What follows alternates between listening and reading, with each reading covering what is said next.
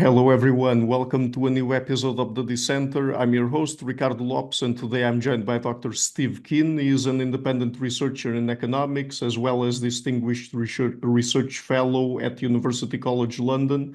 And today we're talking about his latest book, Rebuilding Economics from the Top Down. So, Dr. Keen, welcome to the show. It's a huge pleasure to everyone. Thank you for having me on. So, of course, since we're talking about rebuilding economics here, I guess we have to go back to some of the basics, and that's actually what we're going to do today before we get into some of the more complicated stuff. So, my first question would be, what is economics actually? I mean, what does economics study and what is its role in society? I suppose the broadest definition would be to say that it's the study of the commercial relationships between people in predominantly in market economies, Yeah. and that allows almost any form of analysis. What we've had over the centuries is a range of different paradigms that have approached answering that question about how to commercial systems function in different ways. And I'm a staunch critic of the current system, which I think is completely misleading about the actual nature of production, exchange, and distribution in a capitalist economy. So let's talk then a little bit about some of the foundations of the current mainstream system or even mainstream economics, even on an academic level. So what would you say are perhaps some of the main tenets of economics and some of its foundations that you tend to disagree with the most? The answer is virtually everything. The starting point of if you had to pick what is the fundamental meme, if we live in the day of internet memes, and the fundamental meme of mainstream economics is the supply and demand curves intersecting supply and demand. It's far more elaborate than that these days and how it's put together, but that's the fundamental vision that every person who accepts the current approach to economics uses, and that argues that a market economy is one in which both you can calibrate market demand for each commodity and market supply for each commodity. Market demand falls as price rises, market supply rises as price rises, and the market system reaches equilibrium. And the best possible situation is to allow that to happen in as many markets as possible. And the best way to do that is to avoid what they call market imperfections. And that largely amounts to government intervention and any form of concentration of power. So that's against unions and against monopolies. And that is the founding vision of how capitalism functions. And it is not quite, but almost totally wrong.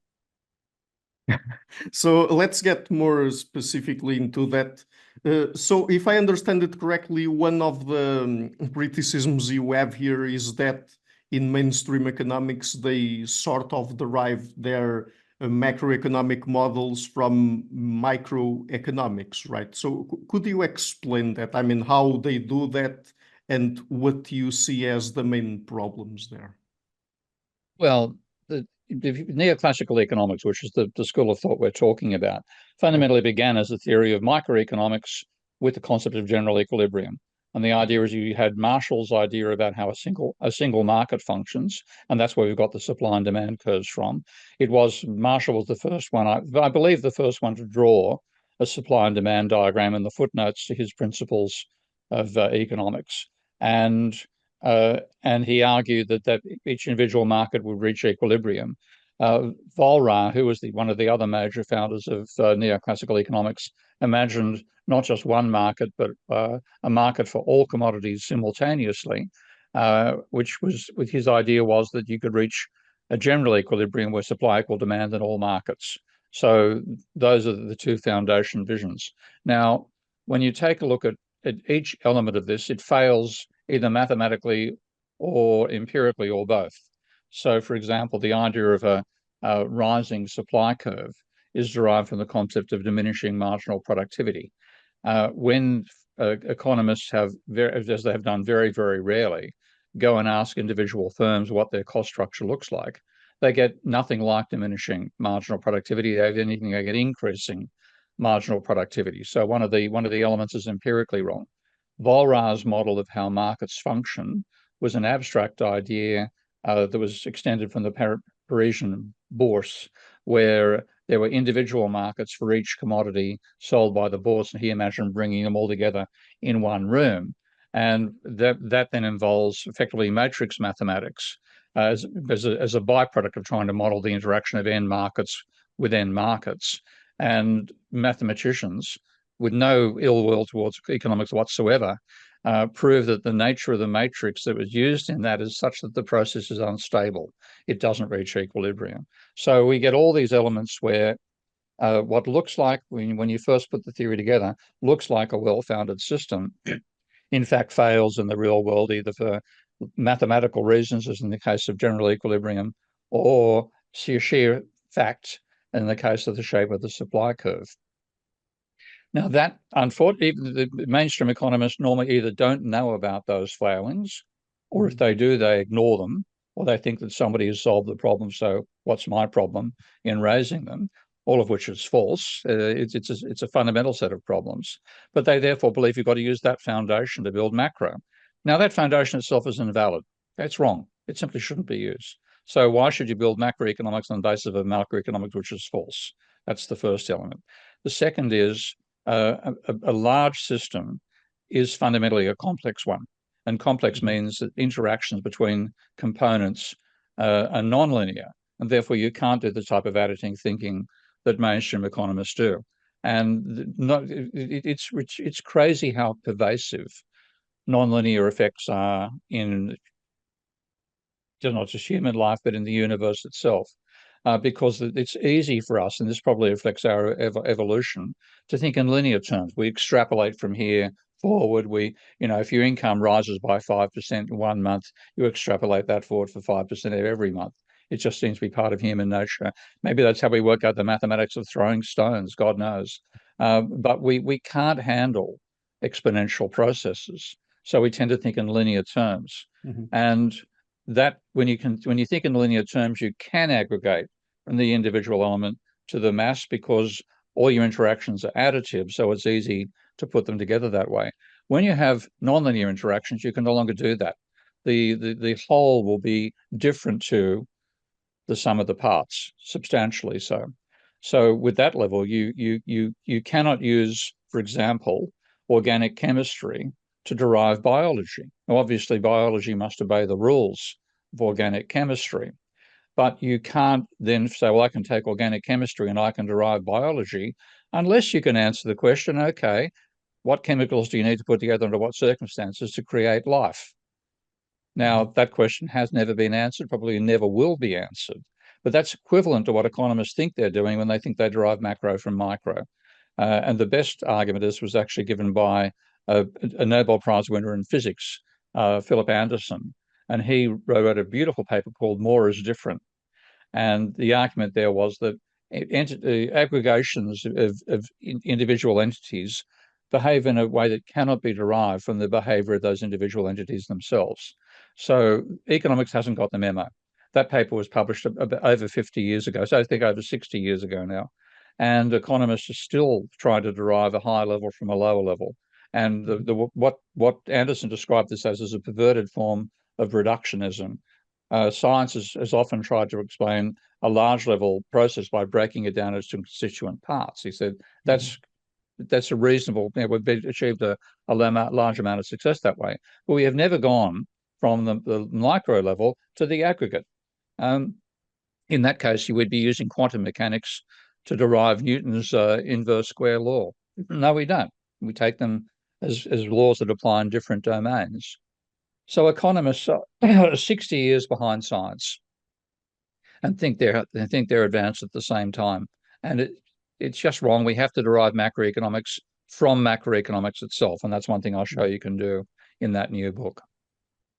So let me just ask you specifically, because I'm not sure if you ended up touching on this point specifically or not, but also for the audience to get a better understanding of what we're talking about here. At a certain point there, you mentioned something along the lines of we really not being able to derive higher level processes from its individual constituents or components. So does that also apply to how in mainstream economics people understand demand as the sort of the market demand curve being the horizontal sum of individual demand curves, something like that? Yeah.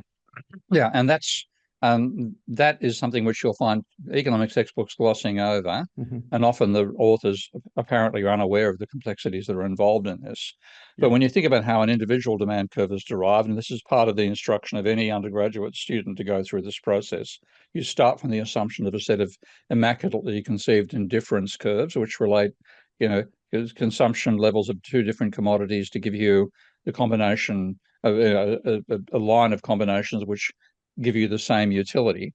And then from that, you can go through deriving an individual demand curve, starting with the assumption that varying price does not vary the income of the consumer. Right. That's vital. Okay. Then when you go to deriving a market demand curve, the textbooks just jump from the individual to the market, often without discussing the aggregation issue.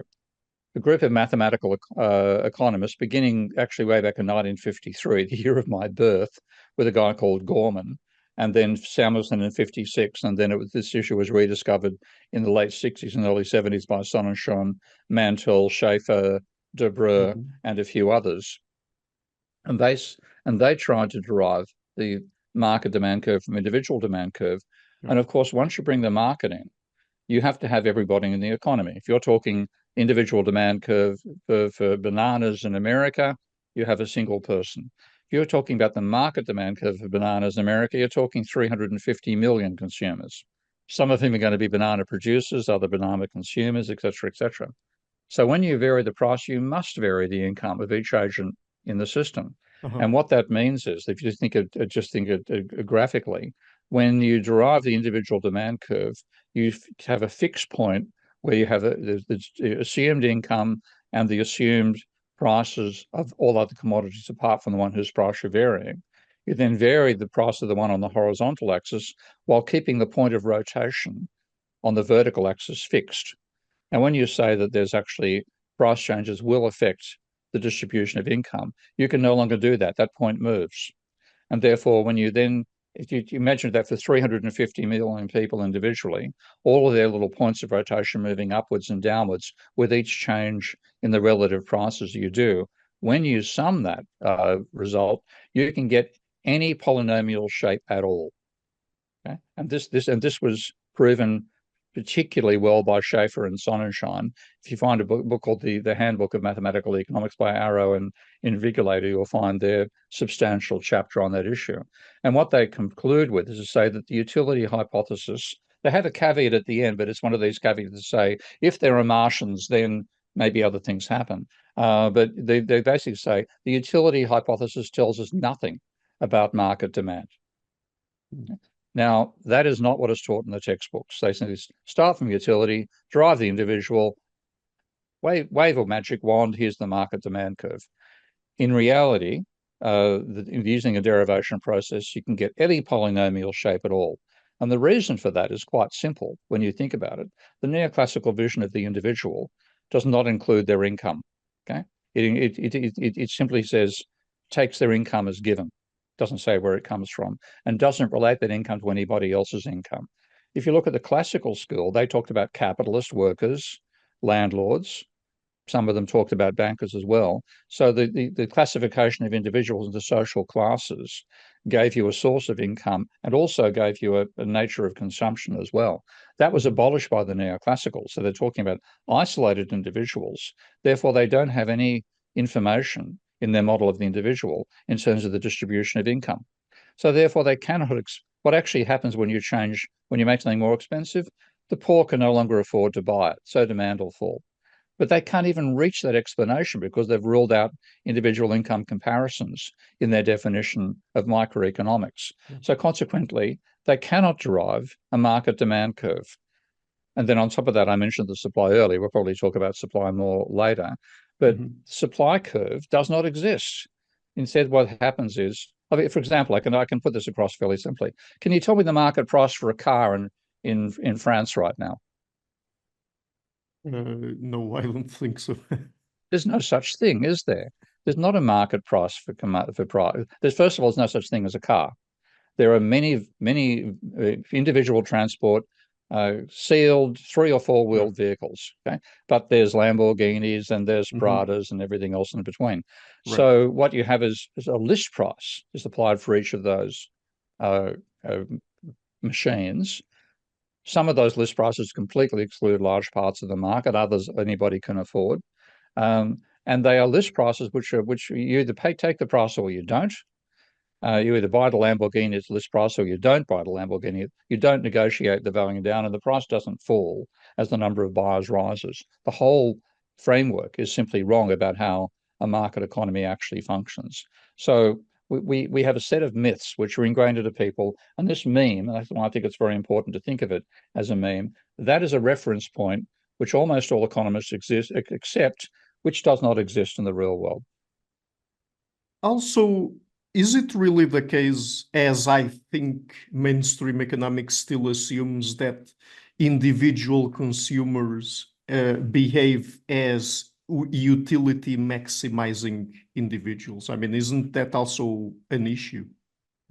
Yeah, it's another again another case of just ignoring the obvious complexity in the real world, because if you draw a utility maximizing consumers' behavior on a textbook piece of paper, in books like Varian and Maskell and Mankiw and so on, it's two-dimensional. Paper is two-dimensional. So you have bananas on the vertical axis and oranges on the horizontal axis. And then if you have 100, if you're going to consider, if you actually put numbers on the axis, which you'll almost never see, but if you do put numbers on the axis, you might have between 1 and 10 bananas per day, let's say, and 1 and 10 oranges per day. And that gives you 100 combinations.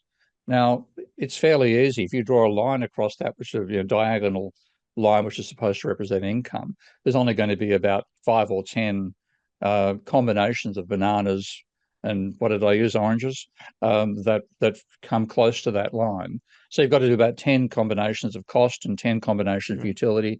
It's a no-brainer. It's very easy to do.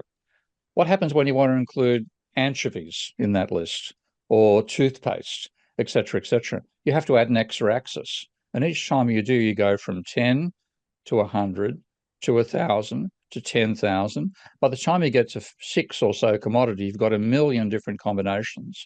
Now, to show that physically, if you wanted to simply go shopping with, six different commodities with between 0 and 10 units of each, you could fill 1 million shopping trolleys with the different combinations that enables you to place. And you're supposed to pick out the one that maximizes your utility? Nonsense. That cannot be a description of how people actually behave when they go shopping at the local supermarket, where you might face 1,000 or even 10,000 commodities. There is no way you're doing utility maximizing to decide what to do. Instead, you use simple old rules of habit. You buy what you bought last time. You have conventions. If you belong to a particular religion, you might not buy pork.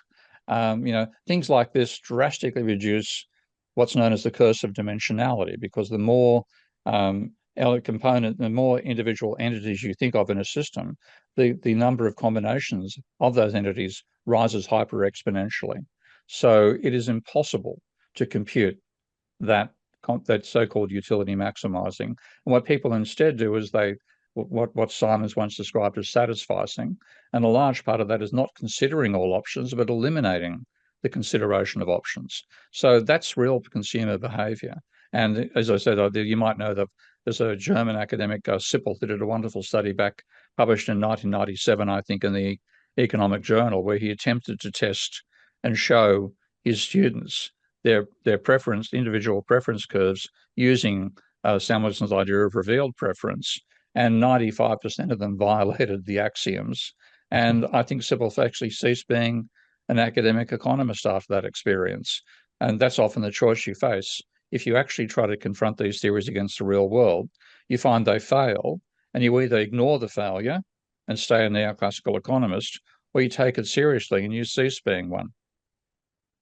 So let me ask you now then about more of the supply end of things. So we've talked about demand. On the supply end of things, what would you say are some of the assumptions that mainstream economists bring into their models that you think we should probably question? In supply, theory of supply, well, the whole idea of diminishing marginal productivity. This is something which is, I think that the neoclassical model of production is really just a remapping of the model of consumption. Okay. You get utility from consuming different commodities. Each one you add gives you less extra utility.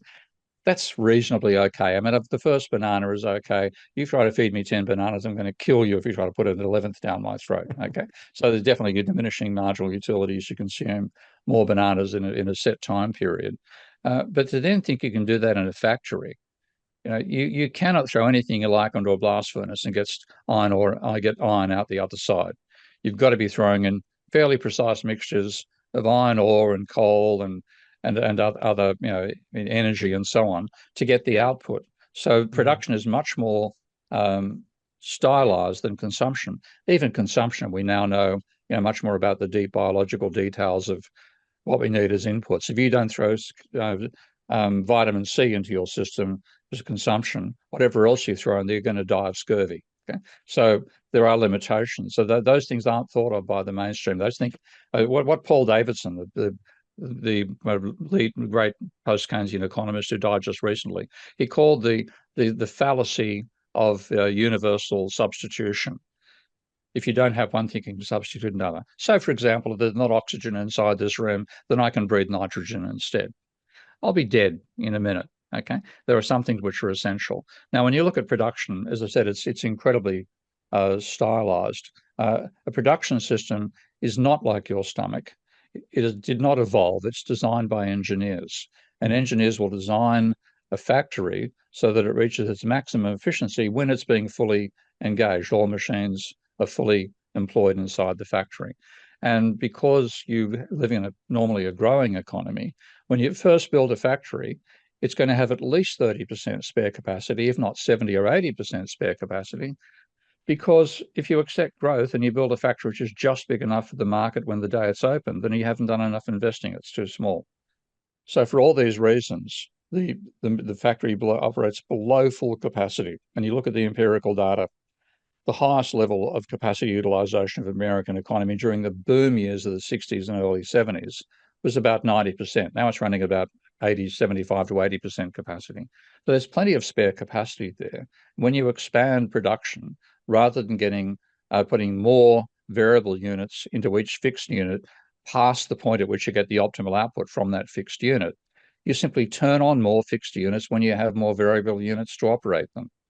So there is, and with it done inside an overall factory, the efficiency of the factory's overall systems, air conditioning, internal transport, et cetera, will improve as you get towards that full capacity level.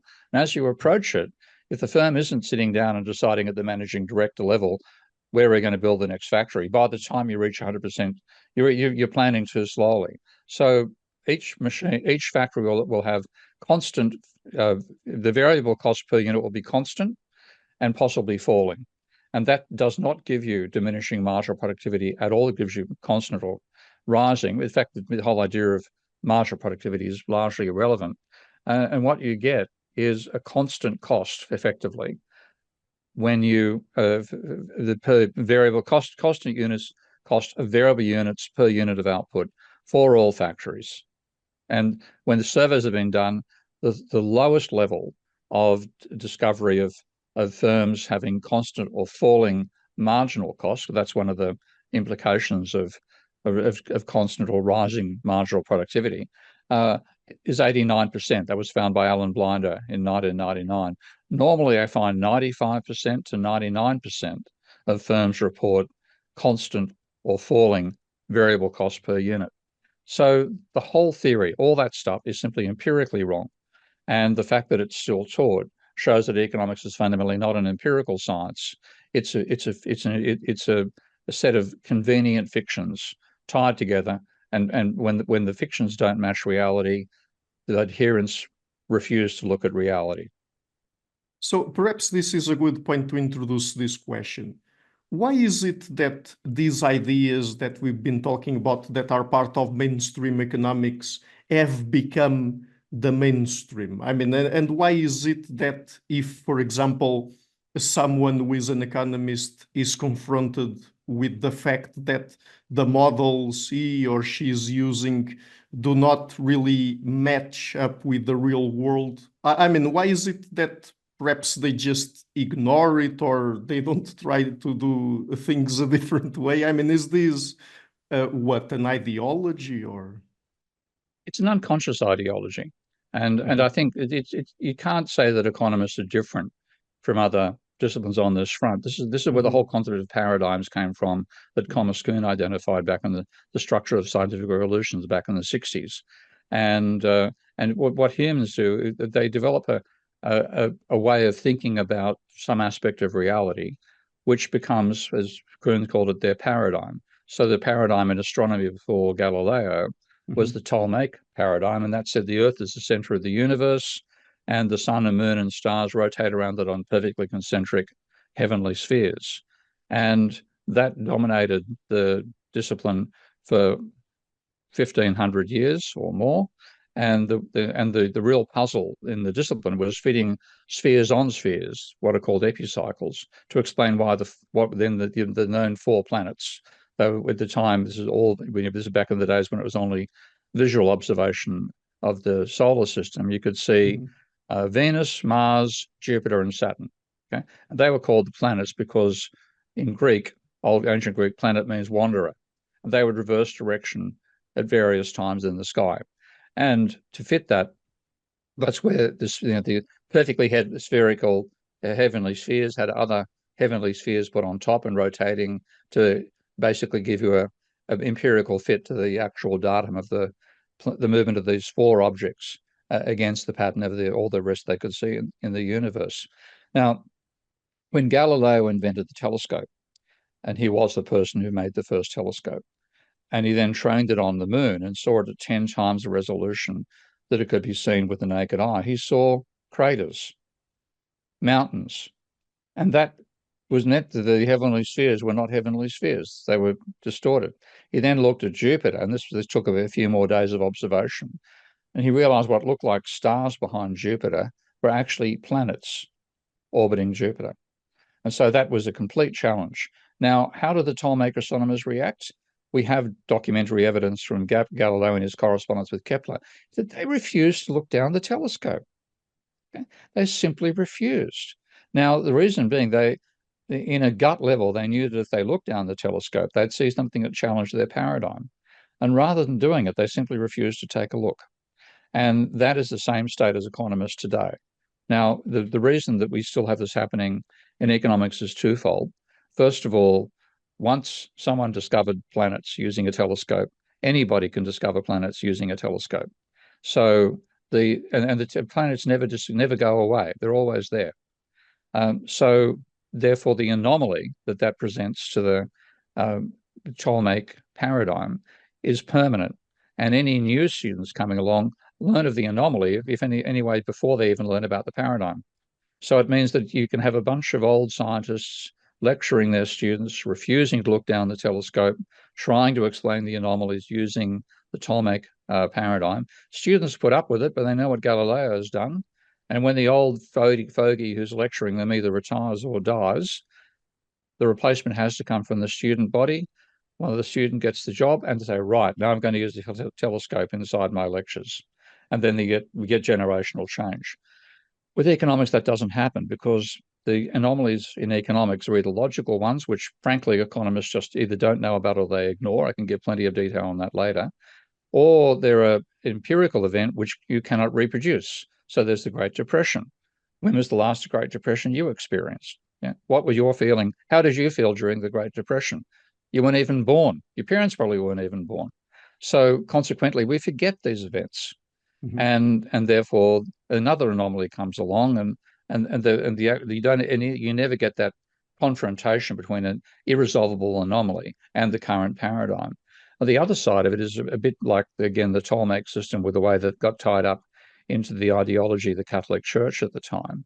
So challenging Ptolemy was challenging God, and that's why Galileo was put under house arrest. That in economics, the equivalent there is that the neoclassical vision is of capitalism as a perfect system. Equilibrium, you get your marginal product. It's a meritocratic system with no concentration of power, where you maximize utility subject to the constraints and the cost of production. And that is a vision of a perfect society. And there's something in humanity that longs for perfection. We long for this ideal system. That's why we get religious groups. There's actually a wonderful joke that I saw from an Australian commentator at one stage, who was agnostic, obviously, talking about, say, a dispute between a Muslim and a Christian, and then having an alien witnessing the dispute and saying, so what you're telling me is that your imaginary friend is better than his imaginary friend, and they're the same friends. I'm going to leave this planet. Bye-bye. Okay. So it's something about humanity. We want that perfect system. So what happens is, and this is, I've seen by my own history, I broke away from mainstream economics in 1971 when my first year at university. And at the time, I was to some extent intimidated by professors. I thought they must know more than I do. I found out the hard way they didn't. They knew less in many ways, because I read more widely than they did. But the thing is, I didn't get selected to replace the professor at Sydney University. Somebody else did. And that somebody else believed the stuff that I was seeing through. And I knew how bright that other person was and how broadly read they were, and they were trivial compared to me again. Not that I'm putting myself up all that much, but I'm simply talking about the constraints that accepting a theory puts upon the range of things you will consider and the issues you will read and so on. So I no longer have to respect my senior, because I am the senior these days. I've seen all these people come through, and they believe in a way that I don't. And the belief holds them forward. So what happens is, rather than generational change happening, as happens in science, the professor says, that kid over there, he thinks like I do. I might make him my research assistant. I might get him on my publication list. I might get him a few papers. I might even put him as primary author. Bang, that guy gets publication in the Economic Journal. He gets the provision, replaces the professor, and somebody that I regard as a well, frankly, a dimwit quite frequently, but some with a very limited perspectives, they become the professor.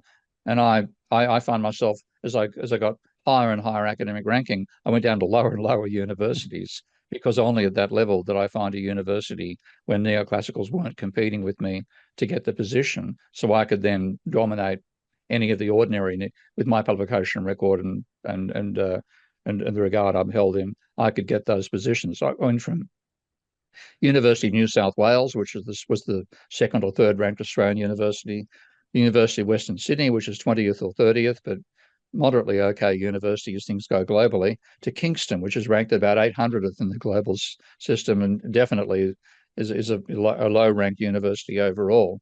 And that's the thing, the people who are critical of mainstream economics end up in the lowest ranked universities. So ironically, if you want a broad education in economics, don't go to Oxford, go to a low ranked university where you might get some interesting alternative perspectives put your way. But that's it's a long-winded answer, but the basic story is the ideological role, which they're not even conscious of, just the perfect system vision that it gives them, plus the lack of generational change. That's why economics remains rooted in these ideas, which should have been thrown out, empirically speaking or logically speaking, as much as a century ago. But doesn't this all also have real life consequences? I mean, because people might be hearing this and they might be thinking, okay, that's all fine, but those are issues for the academics to deal with. That's an academic issue in the realm of economics. But isn't it that these models are the ones that also influence political decisions, political decision making, economic decisions more specifically, and have or can have political, economic, and social consequences? Oh, they have huge consequences. This is why they're so. If they were irrelevant, if it was like, if we're debating what poets thought about national infrastructure programs, it wouldn't matter, because poets don't influence the policy. Economists set the policy. And like one of the most obvious examples is the Maastricht Treaty, which is that's got an element above and beyond neoclassical that comes from what's called an ordo-liberal framework. Mhm. But the idea that public debt is dangerous and deficits are dangerous is simply empirically wrong and logically wrong. When you take a look at the double entry bookkeeping involved in government finances, the government is not borrowing when it sells bonds. It's selling an asset to banks to replace, which is an income-earning tradable asset to replace what used to be non-income earning and is certainly non-tradable. So it's in no way does it resemble you and me taking out a bank loan. But that's the perspective they put on it. And therefore what you get is inadequate public services running down national health, for example, is happening in the UK right now, in the belief that future generations need to save the money. No, they don't. They need decent health. So it ends up with having severe impacts upon the quality of life we experience, and it turns up as well in things like how fast do we recover from crises and where do we have crises in the first place. So mainstream economics, and if economics was genuinely a science, it would have predicted the possibility of a financial crisis. Because it's a policy-based science, we could have actually prevented it. Instead, mainstream economists are completely ignorant of the possibility of a crisis coming along in 2007, 2008. Only iconoclasts like me saw it coming and warned of it. And so they led us into a financial crisis. And then the recovery from it, if you look at what they advised Obama to do, because Obama walked into that crisis when he became president in 2009, they told him to give money to banks, and banks will lend out 10 times as much money you give them, and you've got a fast rate of economic growth. When you look at the rate of recovery from the 2008 crisis, it was the slowest in recorded history. So far from giving advice which makes things better, it ends up making stuff worse. And that again is why it isn't just an academic matter, it affects people's everyday lives. So since you mentioned there the 2008 economic crisis, let me ask you a couple of questions about that. Did it actually have, in the long run or even in the short term, any impact at all on how people think about and do economics? Nowhere near enough. When I saw the crisis coming, the day that I worked out the crisis was approaching was roughly the 18th of December, 2005. Okay. Circumstantial reasons as to why. But I thought, I looked at the American and Australian data of private debt. That's what I identified as the cause.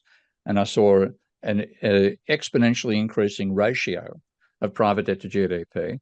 So that can't continue. When it stops growing, credit-based demand will collapse, and that will cause probably the greatest economic downturn since the Second World War. And I knew that if I didn't get my argument into the public arena before it happened, I wouldn't be taken seriously afterwards. So that's one reason that I became more prominent globally. And also you got things like the Rethinking Economics movement, protest against autistic economics, et cetera, all these various movements began.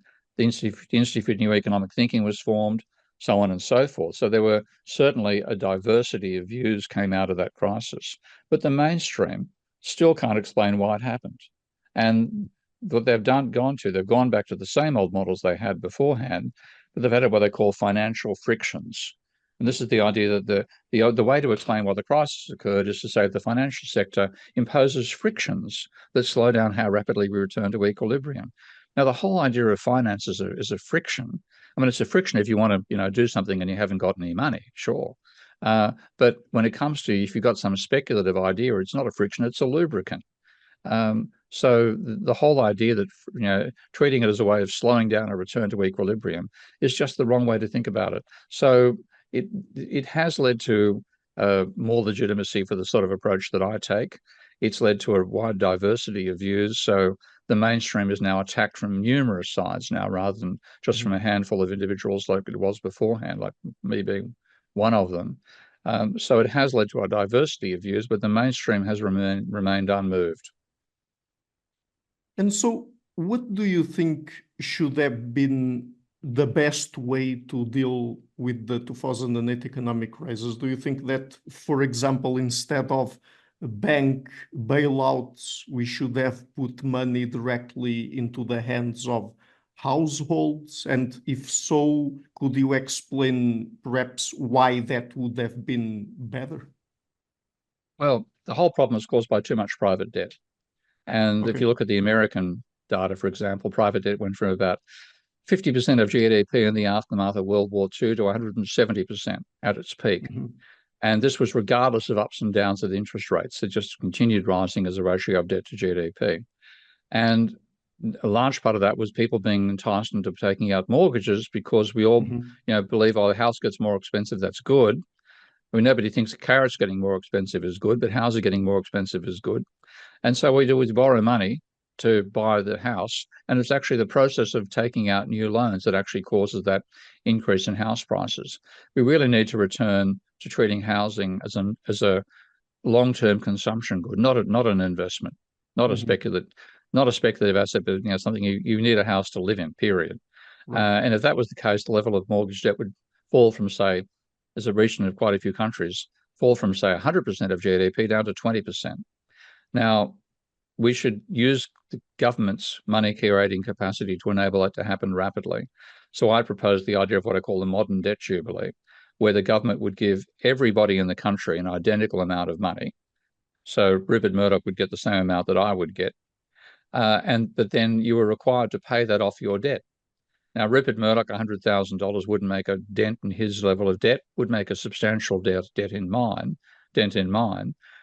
So you give people that money, they're required to pay the debt down. If they don't pay the debt down, then they get cash which they can either use to spend if you want to encourage macroeconomic spending, or they could be required to convert those into government bonds, which give them an income source. But it'd be a uniform pattern across the whole country. And that would increase the level of recorded government debt. But that, as I said, is an income-earning asset for the private sector. It's not a burden for the government. It's the government giving you something which they then are committed to giving you an income stream over time. So the government could easily do that. And with that reduction in debt, say from 100% of GDP to 20% of GDP, we would have had a fall in house prices, but that would have been compensated by the money individuals got per head. And housing would be more affordable, and we would have had a lower level of debt. And as it happens, and this is where the complex system side of capitalism comes in, when I analyze the dynamics of a complex system, the type of work that I do in economics, I have found that the increasing level of bank debt causes a fall in the share of income going to workers. It's actually a causal process. It's not, even though workers might, if you imagine firms just simply borrowing the money, which is what I model in my models of the Minsky's financial instability hypothesis, even with just firms doing the borrowing and workers doing no borrowing at all, the dynamics of the system are such that the workers' share of income falls precisely as the bankers' share rises. So rising levels of private debt give more money to bankers and less to workers. And that's one reason capitalism is malfunctioning now. Bankers don't spend their money very rapidly, workers do. You get a lower level of economic performance out of that situation as well. So I would have gone for a modern debt jubilee, give the money directly to households, require those having debt to pay the debt down, put conditions on how the money can be used by others, which could be either buy bonds, or if you wanted to boost the macroeconomy, then just spend at will. And that would have eliminated the crisis and reduced the private debt level from its current running roughly 175% of GDP down to, say, about 90% of GDP. This is private debt, and that is more manageable, and we could have got back to a stable situation like the 1950s and 60s. So I'm going to get also into some questions about that in a second, also because just a few months ago I had on the show your friend Dr. Michael Hudson to talk about his books on that exact topic. But let me just ask you, because earlier when we were talking about some of the foundations and assumptions of mainstream economics, you mentioned briefly the fact that we should move into a model based on complex systems theory. So could you tell us a little bit more about that? I mean, how would an economics based on complex systems theory look like, and what are some of the main ways it would differ from what we have now? Complex systems take it as granted that systems don't reach equilibrium.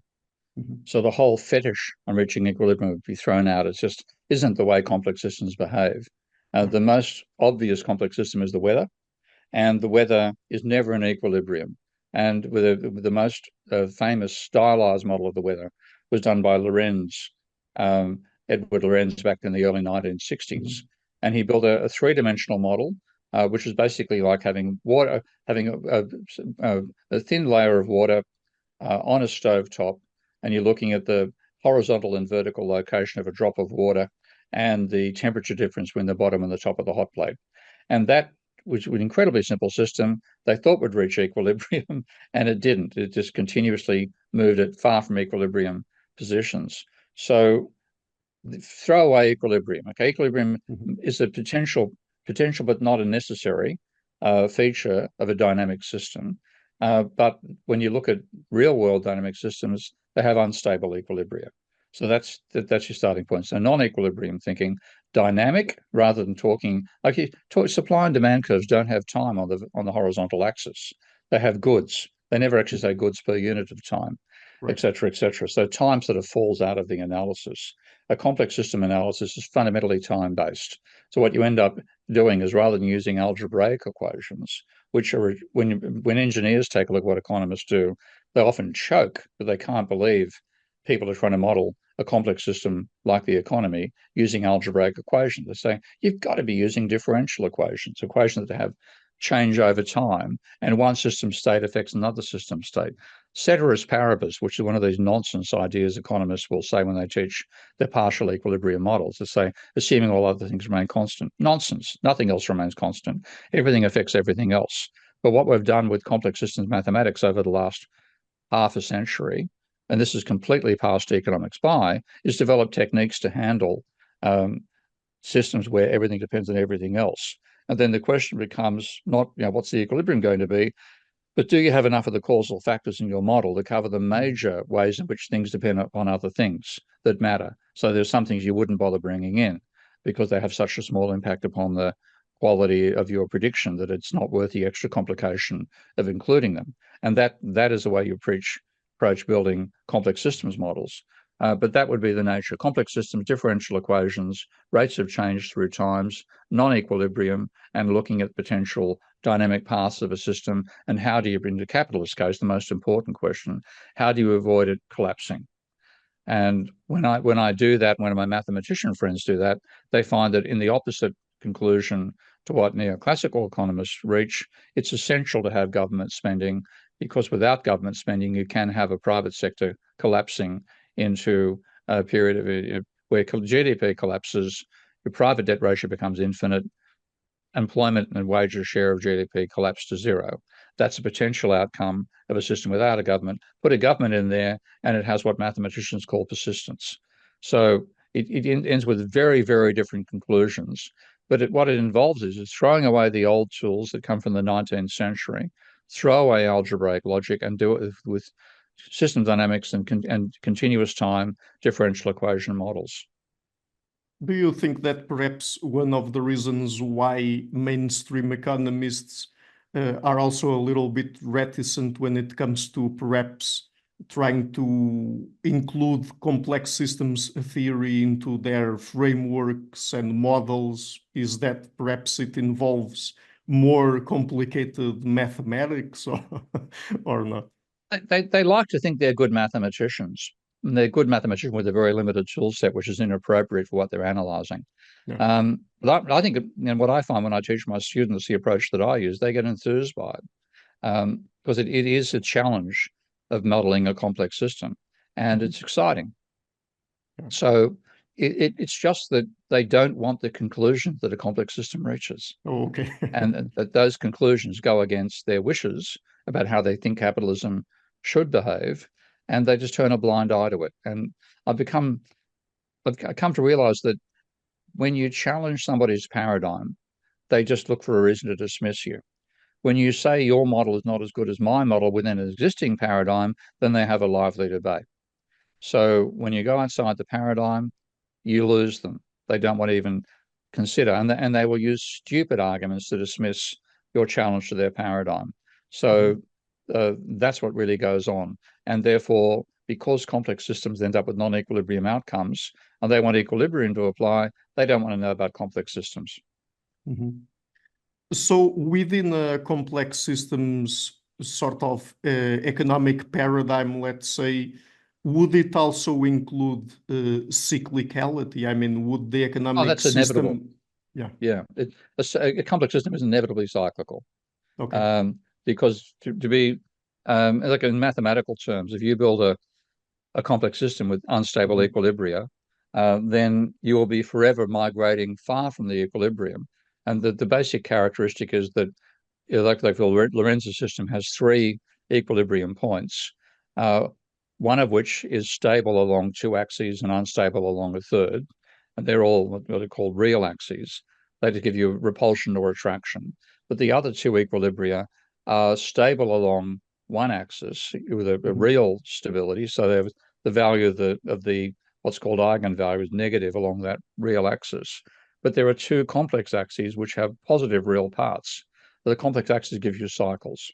What you get out of it is, as you approach the equilibrium, you can, from a distance away, you can get attracted to one of these equilibria. But as you get closer, you're repelled by it. So what you get is a region around the equilibrium where nothing ever penetrates, and you're always far from equilibrium. And that is the nature of a complex system. Mm-hmm. So could you give us perhaps a couple of examples of economic phenomena that through a complex systems theory framework we would get a new understanding of them? I think that in your book, for example, at a certain point you go through employment and wages and how they would change over time and how we could model that through complex systems theory. So in what ways would it look different from what we now have in mainstream economics? Oh, totally different, because if you look at a neoclassical dynamic stochastic general equilibrium model, what they do is they set up a algebraic system to generate a system of difference equations where in fact the framework for what they call DSGE models, dynamic stochastic general equilibrium, is that there's a future point where of an equilibrium between capital output ratio, effectively, capital employment ratio, and rate of utility satisfaction, which is unstable. It's a saddle. And so if you imagine a saddle and you're trying to throw a ball bearing so it lands on the saddle, the only hope you have is to get straight in front of the nose or the arse of the horse, throw the ball bearing, and it just gets just in that part of the ridge which runs along the horse's spine, never deviating over the side. And then, of course, if you change the angle of the horse, you've got to move so you're facing the nose once more. Well, that fundamentally describes how they think cycles come about. So you have a future bliss point, and that's given current what they call technology and preferences. And then you have some what they call shock to preferences and technology that relocates this future location of the saddle. So you've got to move to a new point, and you move to that new point by changing your investment and consumption today. Now, that ludicrously complicated, mathematically fraudulent approach is what people do with DSGE models. Mine just simply says, here's the dynamics, the wages interaction with the employment rate, and debt levels interacting with profit, and so on. And you're going to get unstable. The equilibrium will be either unstable or under some limited conditions stable, under others unstable. And you'll cycle indefinitely until you have a breakdown, unless you have government spending to counteract it. So it's very, very different. And I can also, again, what a DSG model will set it up, put it in equilibrium, then give it a shock and see how fast it takes to converge back to the equilibrium again. Dynamic modeling with complex systems, you set up the overall system. You might want to change parameters while you do the simulation, but even with fixed parameters, it will cycle indefinitely. But so let's say that we are talking about employment rates and wages and how they change over time. If we model them through a complex systems approach, can we get, let's say, perhaps information in terms of how governments could deal with situations where employment rates would be a bit higher and wages would be lower? I mean, would there be Yeah. perhaps informed interventions to deal with those kinds of issues? One of the obvious ones for me is you don't want to have banks creating too much debt, private debt, Mhm. and certainly not for speculative rather than investment purposes. But even if they're creating just for investment, you can have Yeah. cycles that lead to breakdown. So you end up with a perspective saying the system can break down, which Yeah. is not neoclassical think without government intervention, you'll reach equilibrium and it'll all Mhm. be perfect. And they're trying to manage the damage the government does to the system and the way of thinking. From my point of view, a private sector system without government will almost certainly collapse into a debt deflation. So if you bring government in, you're trying to prevent that outcome occurring.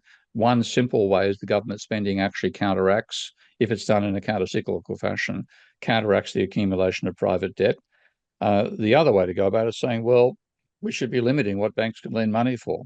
Banking, Yeah. banks are not, banks are not like making coffee cups. Okay, coffee cups. You know, we there's a physical use for this thing. With money, you're borrowing and you're speculating on making future profit.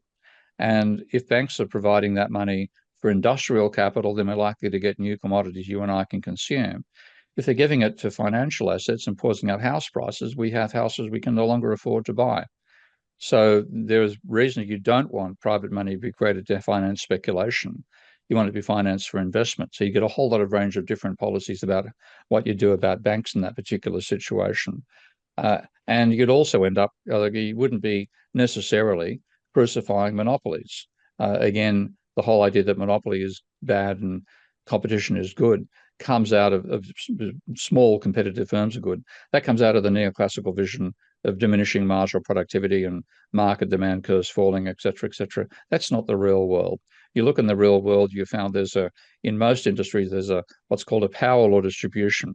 A few small firms have a large part of the market. Lots of small firms have a small part of the market. That is part of the evolutionary process that leads to innovation in different industries. You want that structure to some extent. And the monopoly, rather than charging a high price for a low quantity, which is what you'll get out of the textbooks, tends to charge a low price for a high volume because, again, the efficiencies of large-scale production. And consumers actually benefit out of that, so long as the firm doesn't then go and use its market power to slaughter its potential rivals, which can Mhm. certainly happen. So you end up with a very, very different vision of how to manage individual corporations, corporate concentration, what we get out of neoclassicals, and you end up with a desire to control the financial sector rather than letting it rip. And one of the great problems of the so-called reforms under Maggie Thatcher and Reagan, everybody who's followed in their footsteps, is what they've liberalized is what the finance sector can do. It's had very little impact upon industrial corporations, but it's industrial corporation we want to have doing the innovation rather than financial sector, which innovates mainly to cause asset price bubbles. So let me ask you now then about debt. Earlier, when I asked you about the 2008 economic crisis, at a certain point you mentioned the possibility of uh, us having done something like a modern day jubilee. So, Mhm. I mean, basically, what is debt? What generates debt? And when it comes to I mean, having a jubilee, what would it include? Would it be just private debt, also public debt? And what about, for example, commercial debt? I mean, what kinds of debt would we include in a possible jubilee, for example? Okay. Actually, if you look back at the ancient jubilees, and Michael Hudson would have done this with you when he was on your show. Yeah. And ancient jubilees affected household debt, not business debt. So they Hmm. write off household debt, and the Hmm. reason for that often was household debt. You'd run up a tab at the mead hall, and you couldn't pay it. Yeah. You'd borrow, but prior to a harvest, and your harvest failed, etc., etc. You ended up as a wage slave, and as a wage slave, a slave working on the landlord's property and forfeiting your own. And then what would happen with that meant was those societies were challenged because only freemen could be in the army. So the more slaves you had, the less army you had, and that challenged the existence of the empire. So that gave you a countervailing reason why the emperor would want to cancel private debts, and that happened fairly regularly. Of every change of king, every 49 years, if not, if a king lived for 50, it would be after 49 years, that sort of thing, abolishing those debts, which let people go back to their land, abolished their situation of slavery and so on. Now, we can't do that today. It's much more complicated. But I would use what they call the modern debt jubilee, and that would be using the government's money creation capability to cancel private debt. And then, so you wouldn't be lumping the two together. You'd actually, if you had a modern debt jubilee, what we call government debt would rise as a result of it, but private debt would fall.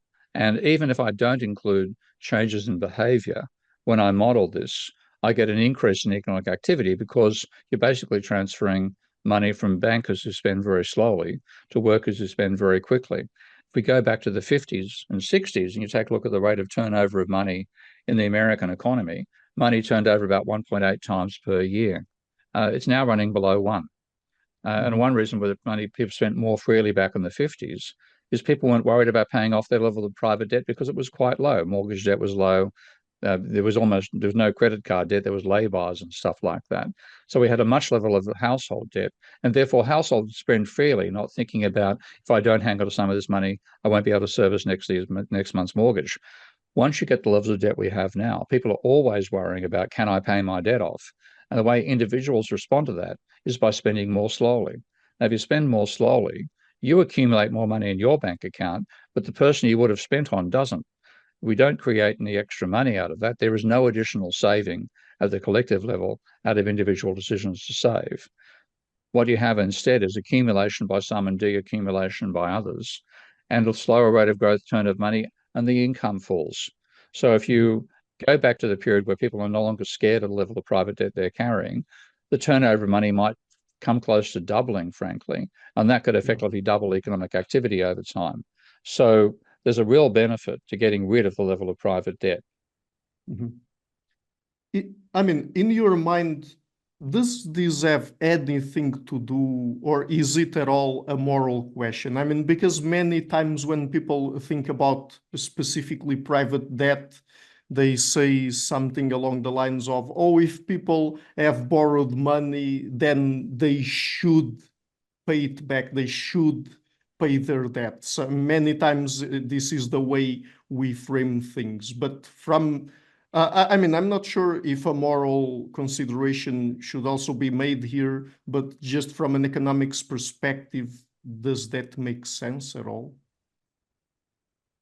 We don't believe that drug pushers should be allowed to enforce their debts because we know they're selling an immoral product. And the same thing applies with private debt. If banks were responsible in how they lent, then there may be more of a case to say, well, then the borrower should be responsible in paying the debt back. But if banks are willing to lend like they did into the subprime catastrophe back in the 2008, where they were lending to people they knew couldn't repay the debt, and they built all these terms like ninjas: no income, no job, no assets. Okay, and they're willing to lend to somebody in that situation. The only reason being they knew that the individual banker would get a large bonus out of the amount of debt they created. So the more you created, the better off. And then you fobbed it on to somebody else through or their collateralized debt obligations and other statistical devices that appeared to eliminate the risk, but of course could not do it, could not eliminate it, and sold stuff which was fraudulent, frankly. Now, frankly, most of those people should have gone to jail. Only one banker went to jail over 2008. That was Bernie Madoff. And you couldn't not put Bernie Madoff in jail. He'd run a Ponzi scheme for 40 years or thereabouts. So whereas we look back in the 1930s and what's called the Pecora Commission, which was an inquiry into what caused the Great Depression, hundreds of bankers went to jail for morally reprehensible behavior which caused the crisis. So let's do this evenly. I'd be quite happy to say people should repay their debts if banks lent responsibly. Since they don't, there's no moral case whatsoever for saying individuals must repay their debt. So let me ask you now then about inflation, because that's something that people, particularly over the past, I don't know, couple of years, have been worried a lot about. What explains inflation, actually? What's behind inflation? I like to take a little line out of the National Rifle Association in America, and you also would have seen this one quite regularly. Guns don't kill people, people kill people.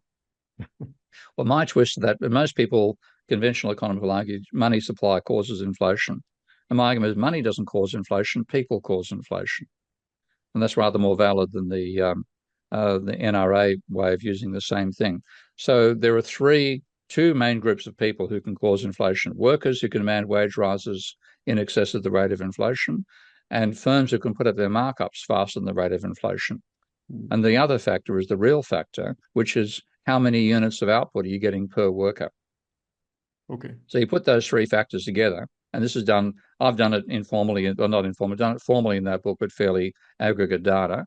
Isabella Weber has done excellent work on the role of markups in causing inflation, and so has a statistician called Blair Fix, and they do much more disaggregated work. But the basic message coming from the work all three of us do is that what actually caused the inflation for the last 40 or so years was predominantly the rate of change of markups exceeding the rate of inflation. So the people who were putting up prices weren't the workers with the wage demands, it was the capitalists by putting a larger markup on their cost of production to determine price. And like for about, if you look back over, say, 100 quarters of data, then for about 80 of those quarters, markups rose rated higher than the rate of inflation. For about 15 of them, or 20 maybe, wages rose higher than the rate of inflation. And then the underlying thing is what's happening in output per worker. That, generally speaking, rose, which actually reduces the rate of inflation, until COVID hit. Then we had all those supply shocks. So the basic argument that comes out of that, and Isabella Weber's made this very well too, is that the predominant cause is markups rising too rapidly. Now, a major cause behind that is the destruction of the union movement, because unions used to bargain for wage rises, and those wage rises would mean that the markups were constrained by the potential increase in wages as well. So abolishing trade unions contributed to the power that firms have to put up prices, contributed to the potential for inflation we saw in the post-COVID period. And then the supply chains, which have been built up, which are incredibly fragile. If you know the most people don't have any real idea of how things are made these days. The vast majority of the population no longer, certainly the West, works in factories making goods and services.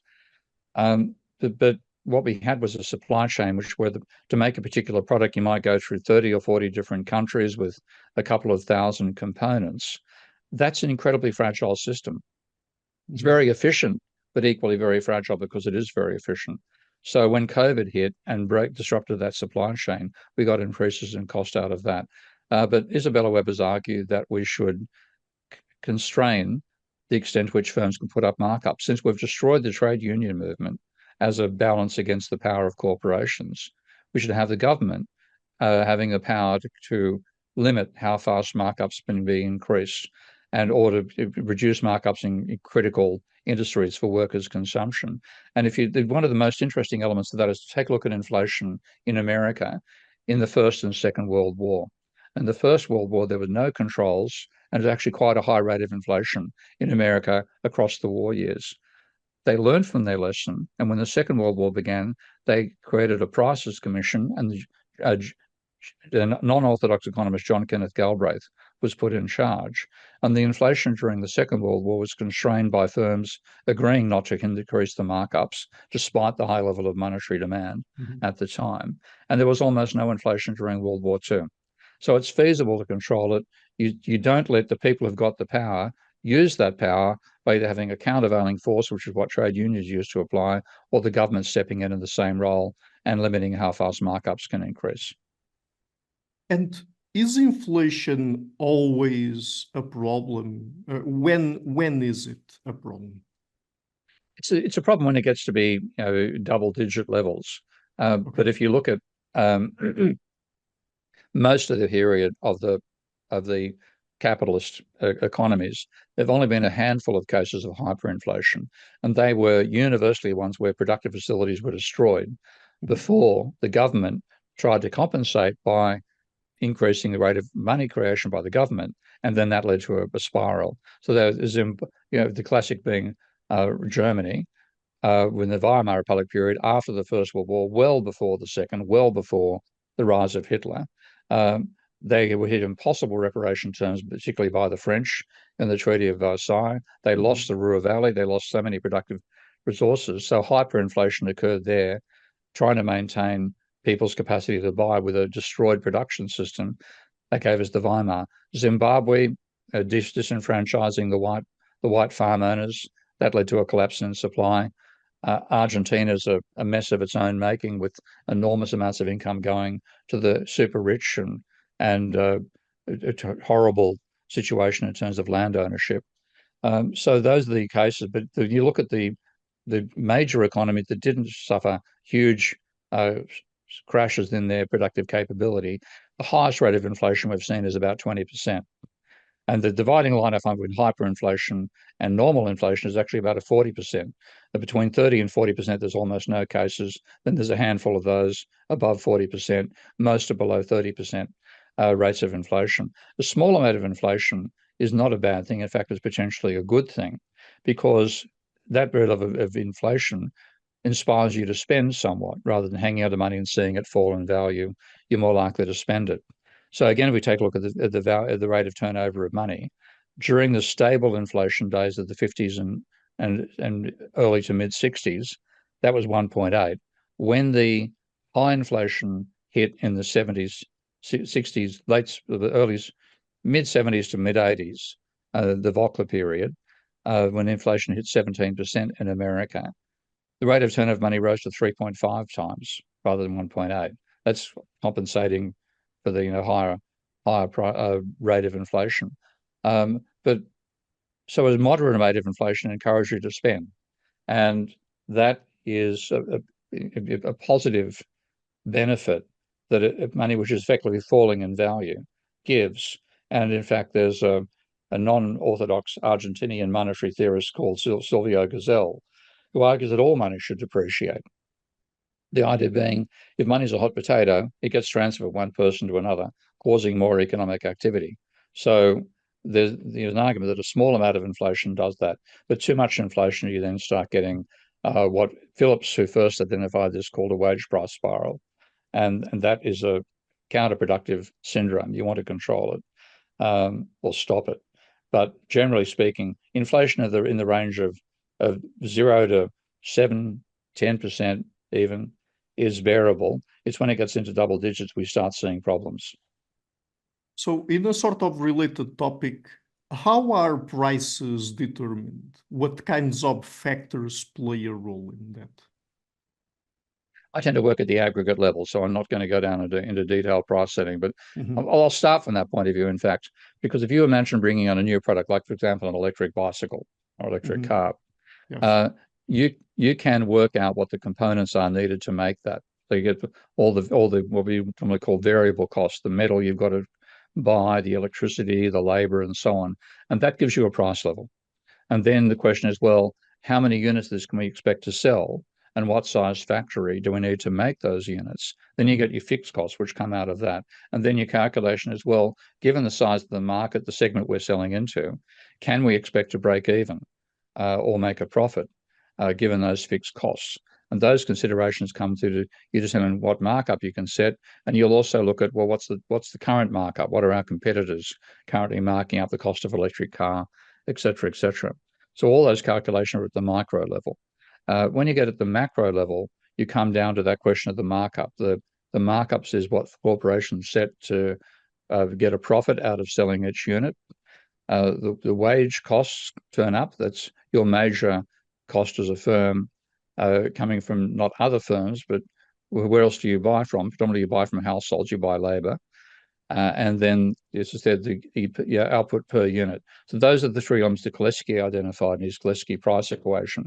And the basic equation is the price level is 1 over 1 minus the markup multiplied by the wage divided by output per worker. And then when you put it in dynamic terms, you get the rate of change of markups, the rate of change of money wages, and the rate of change of output per worker. Those are the three major determinants of inflation at the macro level. And given that markups have been rising faster than the rate of inflation over time, I've seen some neoclassical estimates which imply markups have gone from an average of about 20% to 65% over the period from 1970 to now. I intend redoing that work in a non-neoclassical way at some point, but it implies by far the major effect that causes the inflation is corporations, fundamentally the capitalist class, getting a larger share of output by putting up markups. That's been the main cause of inflation. So we want to reduce that. If you want to reduce the rate of inflation, your primary target is to reduce the markups that firms put on their commodities.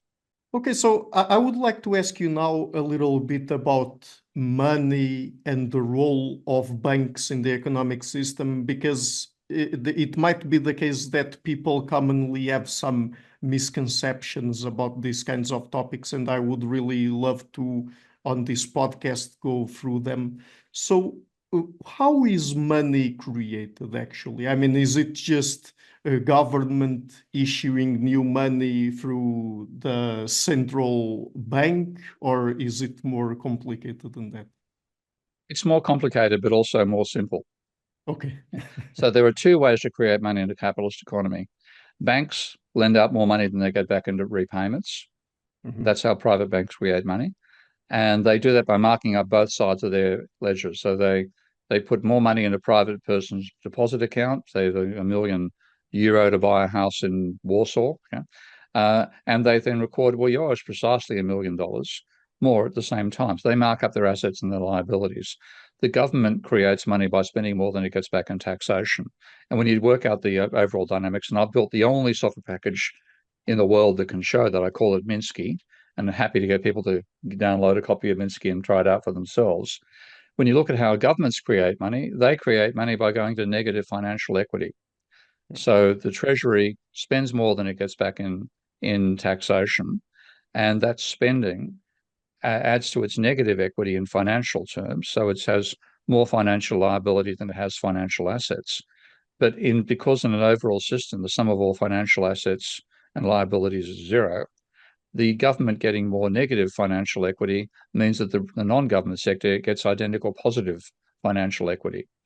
And that therefore, that government money creation doesn't create any debt for the government, because if you had a sensible system, the Treasury could issue bonds and the central bank could buy them straight away. So that's in that case, the government debt would be owned by the government. Okay, which is a point that we can't do that. You can't. Household debt can't be owned by the household. Okay, if you're $1 million in debt, you can ask your wife to pay it out for you. Okay, you're $1 million in debt to the bank, and you've got to satisfy the bank's need for money. Your wife can't say, "Well, I'll take it over for you." Just not possible. So, government money creation doesn't have to involve selling bonds to any private sector. It's only laws that require that, which were drafted by politicians and economists who don't understand the monetary system. But punchline, the private sector creates money by expanding in its assets and liabilities identically, which the banking sector can do. The government creates money by creating net financial assets for the non-government sector, and that necessarily means net financial liabilities for it. So just to see if I get this right and in more simple terms, so when it comes to the banks, whenever a bank lends money to a private person, is it creating new money or not? Yeah. Okay. Yes, it is. And the mainstream ignore this. They want to argue that the banks are what they call intermediaries. The banks supposedly just take in money from savers and lend it out to borrowers again. That is nonsense. And a non-mainstream group of economists have been saying that right since Joseph Schumpeter and even earlier than that, back in the 1800s. But the mainstream has been ignoring that all the way through, and they continued ignoring it until the Bank of England came out in 2014, said the heretics are right. Banks create money when they lend. The Bundesbank said the same thing, and what did the mainstream do? Ignored it.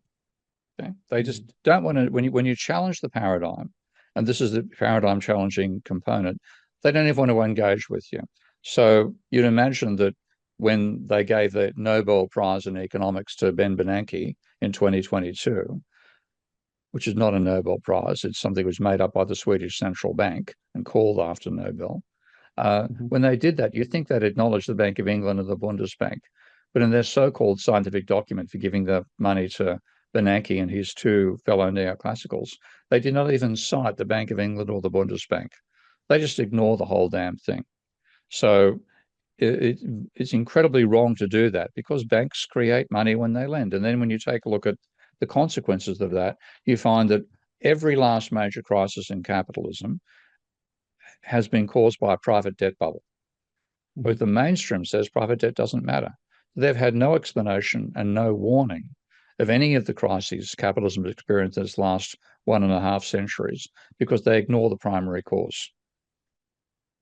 But then, for the purposes of understanding money creation and for the economy more generally, there's a difference between credit and fiat money, right? Absolutely, yeah.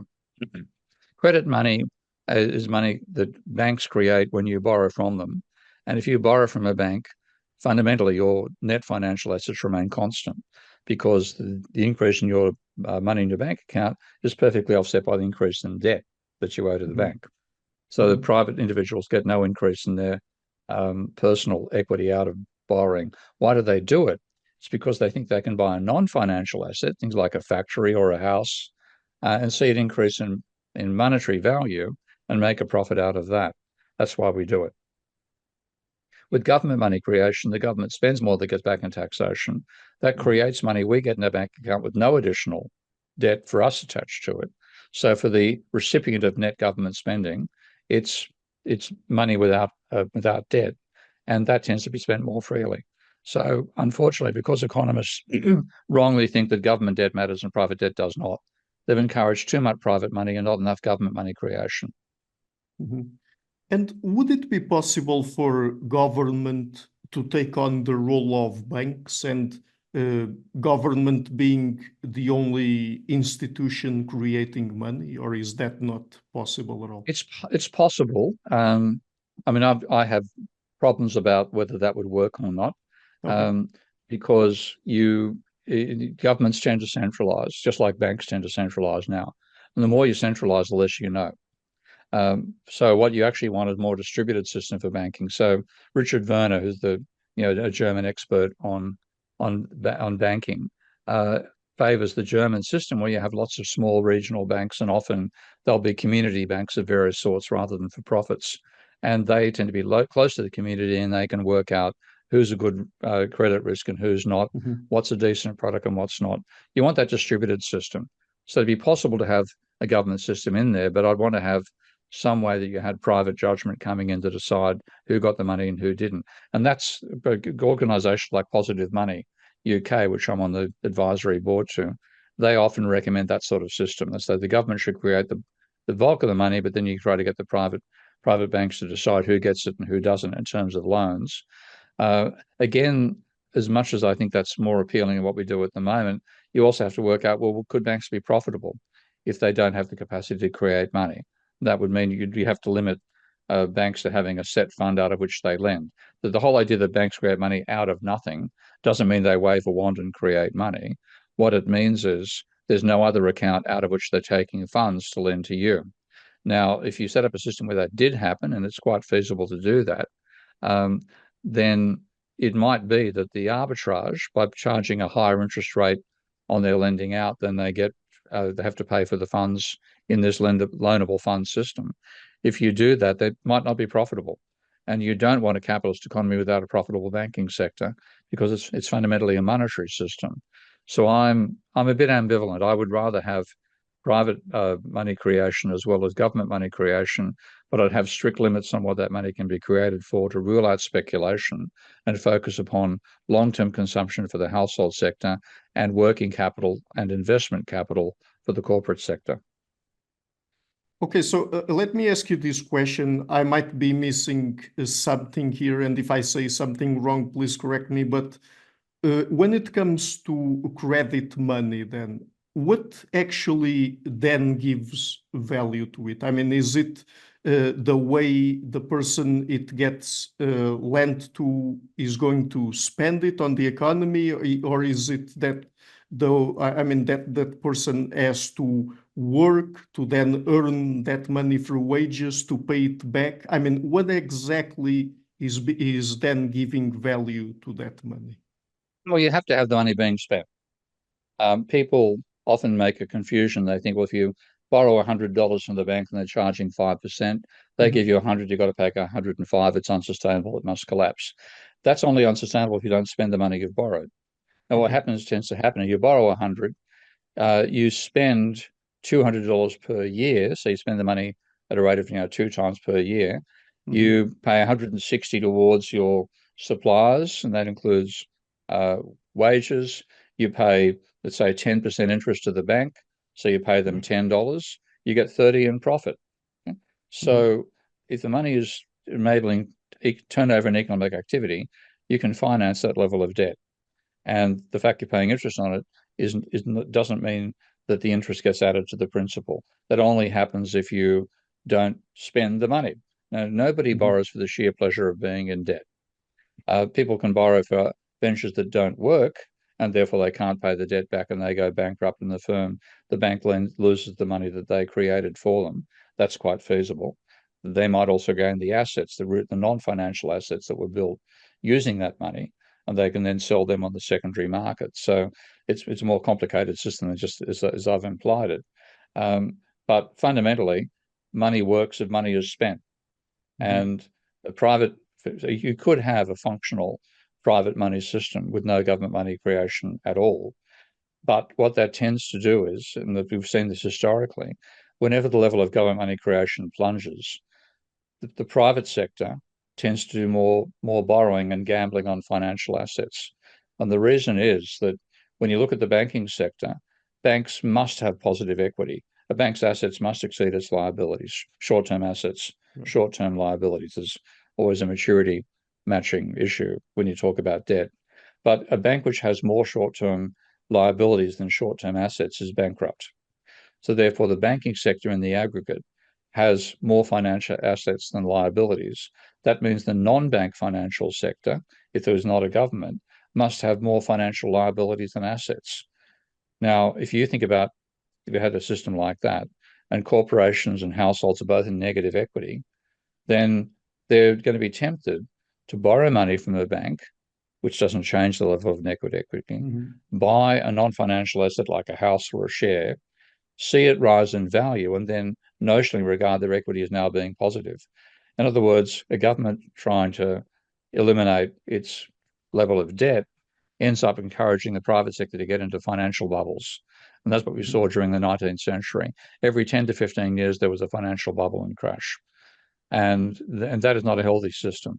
So it is preferable to have government money creation to the stage at which both banks and the non-bank private sector can be in positive financial equity, while the government carries the negative financial equity that it's got every capacity in the world to handle. So let me ask you now, this is something that I actually want to ask you about because I read about it in your work. It's a very interesting thing, and another sort of misconception that people tend to have.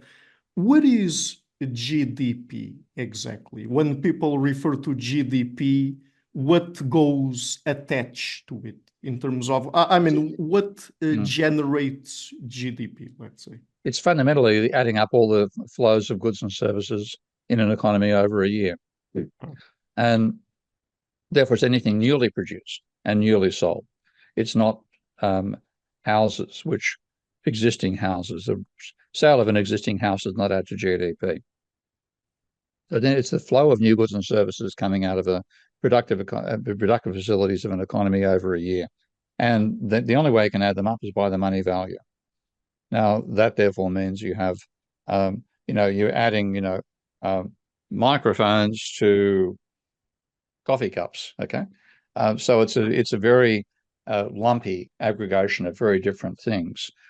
The intriguing thing that I have found when I look at the global data is that when you look at global GDP and global energy consumption, They're almost the same thing.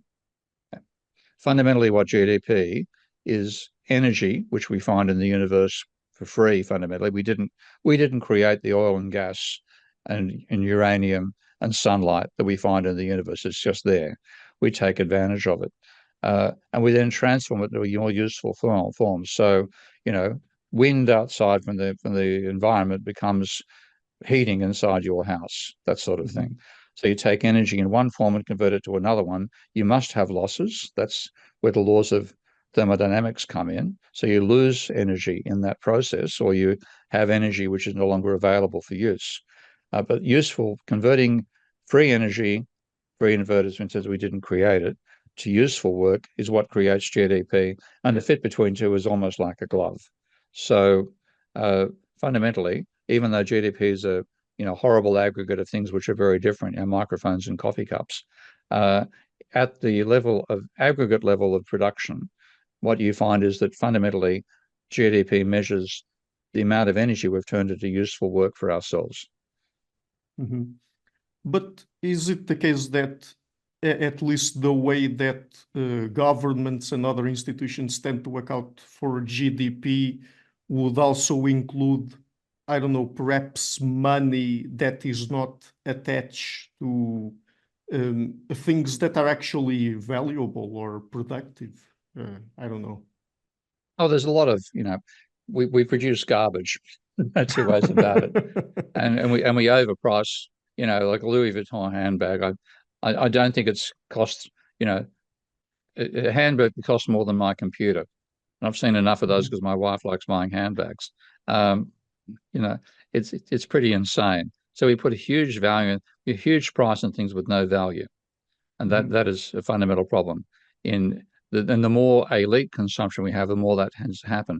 I saw a video clip through Twitter a couple of days ago of some corporation in America making a submarine for high-end consumers to go and take a look at depths of up to 200 meters.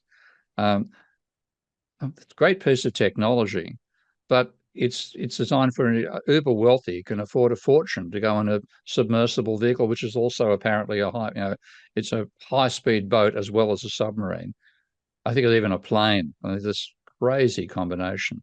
That is the sign of how unequal the distribution of income is, that the wealthy have that much income to wake on based on what is for them frivolous. The fact that a wealthy person sees his octopus at 200 meters is not a particularly great social contribution. So we do have an enormous amount of wasteful stuff in there. But again, what that reflects is the distribution of income, and what GDP completely ignores the distribution of income. So to focus upon GDP alone and say that rising is a good thing is ignoring how distorted the distribution of income has become. And there's no way that the change between the 1960s and now has been a massive shift of income towards the wealthy. So the fact that GDP has risen is irrelevant for most people, because if you broke it into GDP received, goods and services received by the poor parts of society, or poor to like even the bottom 90%, that has risen trivially compared to the amount that's going to the top 10. So I would like to see a distributional measure added to GDP as well as the actual raw number, and that is not done by any country in the world, unfortunately. But is there any metric that, just institutions or governments or people tend to use that would give us that income distribution information within a given... The data is hard to get because people conceal how much they earn. You and I don't, but Jeff Bezos does. So it's hard to get the income from the top level. But yeah, we have a rough idea of that, and you can certainly find data on the distribution of income. The best data has actually been put together by one of my good friends, Jamie Galbraith, the son of John Kenneth Galbraith, and he uses what's called a teal distribution to work out distribution of income, not just at the national level, even down to local government areas. So it can be done, and it should be part of what national stats do. And we should really have the focus upon enabling the poorest people to have the greatest increase in income. This is one reason China has been so successful, because that's what it's done. There are some very wealthy individuals in China, but they've also put some billionaires behind bars at various times. We never do that in the West for what they see as bad behavior. And the standard of living of ordinary Chinese has risen stupendously over the last 40 years, whereas across the same time period, the working class in America and Europe has, if they're lucky, trod water. They've got more sophisticated devices now than they had back then. They're massively more in debt. They have far fewer prospects of educational advancement and so on. So the supposed performance of the Western GDP terms is illusory, whereas performance of GDP in China has been quite successful. So, I mean, perhaps the level of importance that people tend to attach to GDP alone is overblown, right? I mean, because it's perfectly possible for GDP in a particular country, for example, to go up over time, but still life for even the majority of people living there, standards of living actually going down at least a little bit. Right? Yeah, like America, that's one reason why I think so many people vote for Donald Trump. They've had 50 years of that happening ever since America started outsourcing production to third world countries. And like my favorite example there is what I learned personally when I went on a trip to China in 81 with a group of journalists doing a seminar with Chinese journalists and then visiting various parts of China on a study tour. We went to the Shenzhen Free Trade Zone, which is just outside Hong Kong, as it was being built before it even took the first customer. And I knew China was going to succeed when I saw that particular facility, because the managers explained that any American corporation was happy to set up in that trade zone, so long as A, they had a Chinese partner, and B, within 5 years, whatever amount of capital the Chinese partner put into the business, within 5 years, the Chinese partner owned 50% of the business. Now, I was just stunned when I heard those numbers and thought, what American corporation is going to agree to this? The answer is any American corporation that reckons it's going to do better by paying Chinese workers low wages rather than paying American workers high ones. And that's what happened over time. The Foxconn and all those corporations came out of that process. So Chinese communists knew that they were importing not just American technology, they were creating a capitalist class at the same time, partly out of their cadres and partly out of some of the firm managers. And they were deliberately setting up a capitalist economy inside China while also grabbing American technology. And the fact that American corporations would agree to that just shows how different the wages must be. I don't remember what wages were for American workers back in 1980. Let's say they were $2 an hour. Well, they must have been paying Chinese workers, 20 cents an hour. And then by reducing their wage costs so dramatically, having half the firm, which is what was required by the deal, was more profitable than owning 100% if the workers you're paying were Chinese rather than American. So that was what decimated America's productive capability. It destroyed Detroit. It created what we call the Rust Belt, where factories were shut down because there's no point shipping the machinery. You put new technology over in China and ship the goods back. And that is really what screwed the working class in America. It turned them against the Democrats. The Democrats let that sort of thing happen. So it's a very destructive thing to do. But that's typical. I mean, American capitalists have no real regard for their own workers. And China, which did have a regard for its own workers, did that to get the technology. And now what you find is the skill level in China far exceeds that in America. So the interesting innovations and new patents are coming out of China, not America.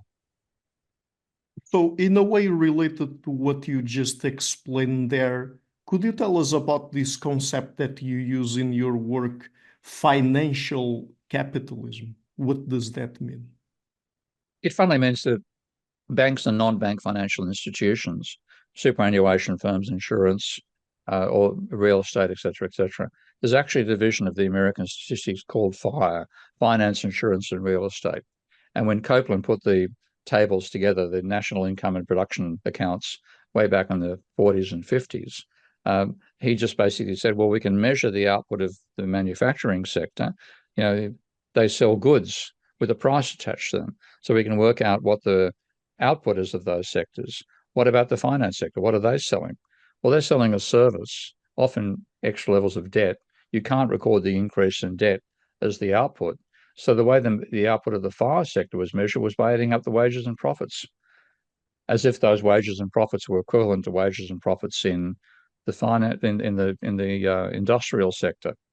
Now, that means paying if you increase the salary of the boss of Morgan Stanley by 10 million, GDP goes up by 10 million. Mhm.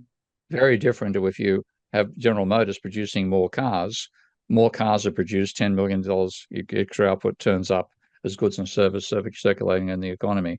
So the finance sector should be limited to the role of creating the money that the industrial sector needs to finance investment and production.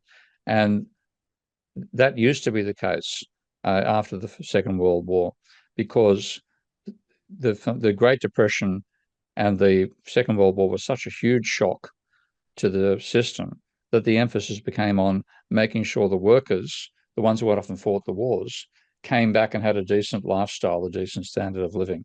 And the finance sector was the servant of the industrial sector, not the boss.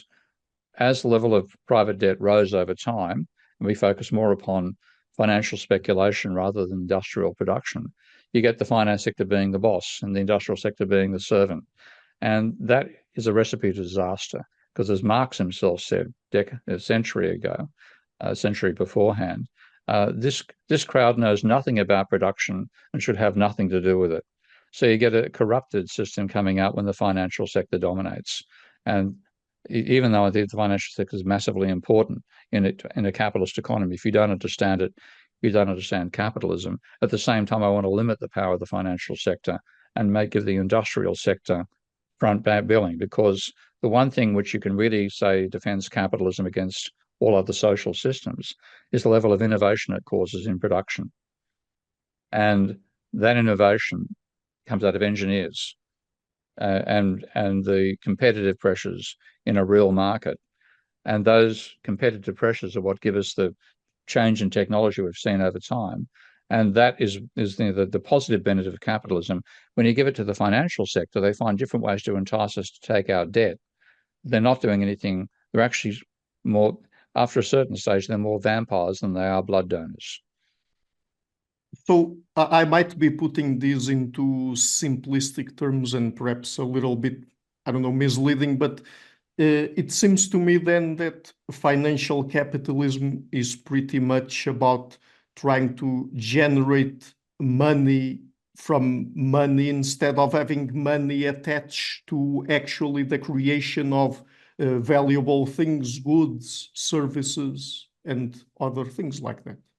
Right. Yeah, that's fairly realistic. I think if you actually should go and see The Wolf of Wall Street to get an idea of what the finance sector actually does. And that's much more realistic than any economic textbook. Right. So, Dr. King, do you think that we still have time perhaps to get a little bit into climate change? That is another Absolutely. one of Yeah, your we've got to big cover that. interests. Okay. So, I mean, you've been, of course, also focused particularly recently on the issue of climate change. So why is climate change not only environmentally, but also economically such a big issue? Because we are actually a nomadic species Mhm. that is now living a sedentary lifestyle. Mhm. And that sedentary lifestyle only became possible at the temperatures of what we call the Holocene period. Because when you look at the temperature history of the planet, we only evolved about 300,000 years ago. The planet's been around for at least 4 billion years. So we're a tiny fraction of the history of the planet. In that particular history, there's been what are called Milankovitch cycles that dominate the global temperature. And they are cycles in the temperature caused by oscillations in the Earth's cycles around the sun. And they give you peaks and troughs lasting about 100,000 years. We built our industrial civilization on one of the peaks. So temperature is 6 degrees warmer now than it was during the Ice Age. Ice ages tend to last for about 60,000 years.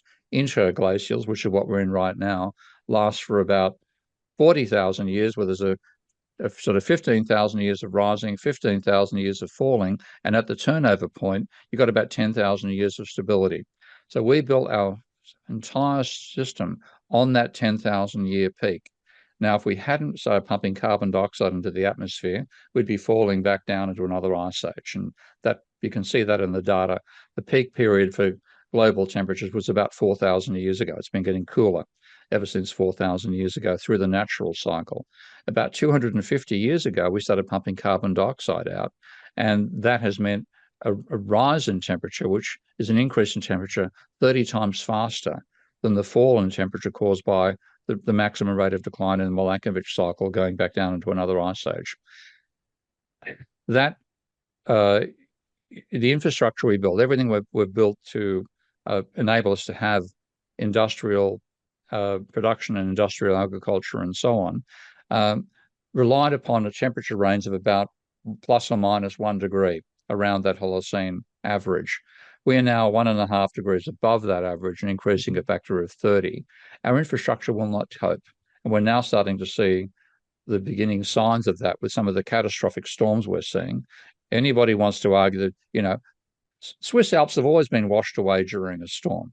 You know, Swiss villages have always disappeared. Blah. That's garbage. The events we're seeing now, I mean, I was with a colleague from Milan recently in the Caribbean, and he told me about seeing, as I've seen on Twitter, rivers of ice flowing through Milan in summer. And those rivers of ice are caused by catastrophic hailstorms, which create so much hail that literally you get a river of ice flowing through the streets of Milan during late spring. You know? Bizarre stuff like that. So what we're getting is the volatility that comes out of increasing the temperature by 1.5 degrees, which is what we've done over the pre-industrial level. And that increases the moisture content by the atmosphere by 10%. It also increases the volatility of the atmosphere. So we're going to see storms which destroy the infrastructure we built for that stable plus or minus 1 degree level. And that's why it's important. We only have GDP if we have factories. Now, mainstream economists, who are a bunch of losers when it comes to how they think about the real world, so let's assume that storms don't affect factories. Let's assume that damage from high temperatures or high rainfall only damages goods and services. It doesn't damage factories. That's a nice assumption. That'll simplify our model. It makes your model completely bullshit, completely wrong, but that's what they've done. So they make assumptions. They basically assume climate change doesn't affect the economy and then talk about how to manage the economy because of climate change. It's just ludicrous. So I'm incredibly angry about what they've done because they're going to destroy capitalism. But the only way we maintain a capitalist economy is to maintain that temperature level we hit during the Holocene period. We should have used what we now know about how the climate is affected by carbon dioxide and other greenhouse gases to stabilize the temperature at that 6 degrees above the previous ice age level, even through the cycles we know the planet's going to go through. That would have been rational. Instead, we've blasted into unknown territory 30 times faster than the natural cycles alone would take us. And that is going to destroy our infrastructure just as effectively if we'd let the natural cycle continue and we'd end up with sheets of ice over New York, which is the other extreme. So we should have gone for stability. Instead, because of neoclassical economists who like to think capitalism can cope with anything, therefore global warming can't be a problem, we're about to see what I expect to be the destruction of capitalism. And what do you make of some of those arguments that sometimes we hear, particularly from economists and also people associated, of course, with the financial system, when they say or claim that, oh, you know, of course, we're having more natural disasters here and there across the globe, but people are not considering the fact that because temperatures have been rising over the past few years, that there are a few places in the world where actually life now is a bit better for some people. They have more livable conditions. And also when they say that, oh, and at the end of the day, we will eventually tackle this issue through technological developments, or I mean, those kinds of arguments that we sometimes naive, simply naive. For example, people think, okay, now that we've got higher temperatures, we can now farm Siberia. Well, put the topsoil then first, please. Okay, what exists in Siberia used to be permafrost. The idea that you can farm permafrost just shows people have never seen what the soil is like. and don't know what it's like to have methane seeping out of the soil as the permafrost melts and microorganisms start turning the carbon stored there into either methane or carbon dioxide. It's simply, they just simply don't realize the scale on which the planet itself operates, and the forces we're triggering by letting the temperature rise will then cause tipping points with other systems where they will take over the damage they're doing to our system right now. So one of the classic tipping points is losing ice, because ice reflects sunlight. And the reason we have global warming is not because we're pumping lots of heat into the atmosphere. That will be the case if we could keep on going for 400 years. But at the moment, it's only a trivial contribution to the increase in temperature. Most of the increase is by extra carbon dioxide and other greenhouse gases, including extra moisture, because that's also a greenhouse gas. That increases the amount of temperature we retain. So the sun then it comes in from the sun, and it gets prevented from going back out again as infrared by bouncing off these molecules that capture the infrared, and therefore it raises the overall temperature of the biosphere. The forces are enormous. So if we lose the amount of ice, which is happening quite radically right now, there's less reflection. That also increases temperature. That's independent of the carbon dioxide cycle.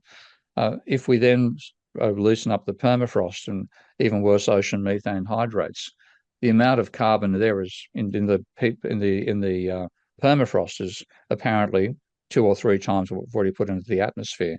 If that starts letting itself go in a like a chain reaction, that chain reaction is far more powerful than anything we can do to control it. So we're letting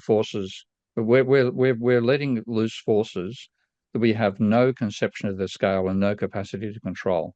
And that's why it's simply irresponsible and dangerous. And this sort of stuff, anybody who talks in that way should be thrown out of any discussion over what to do.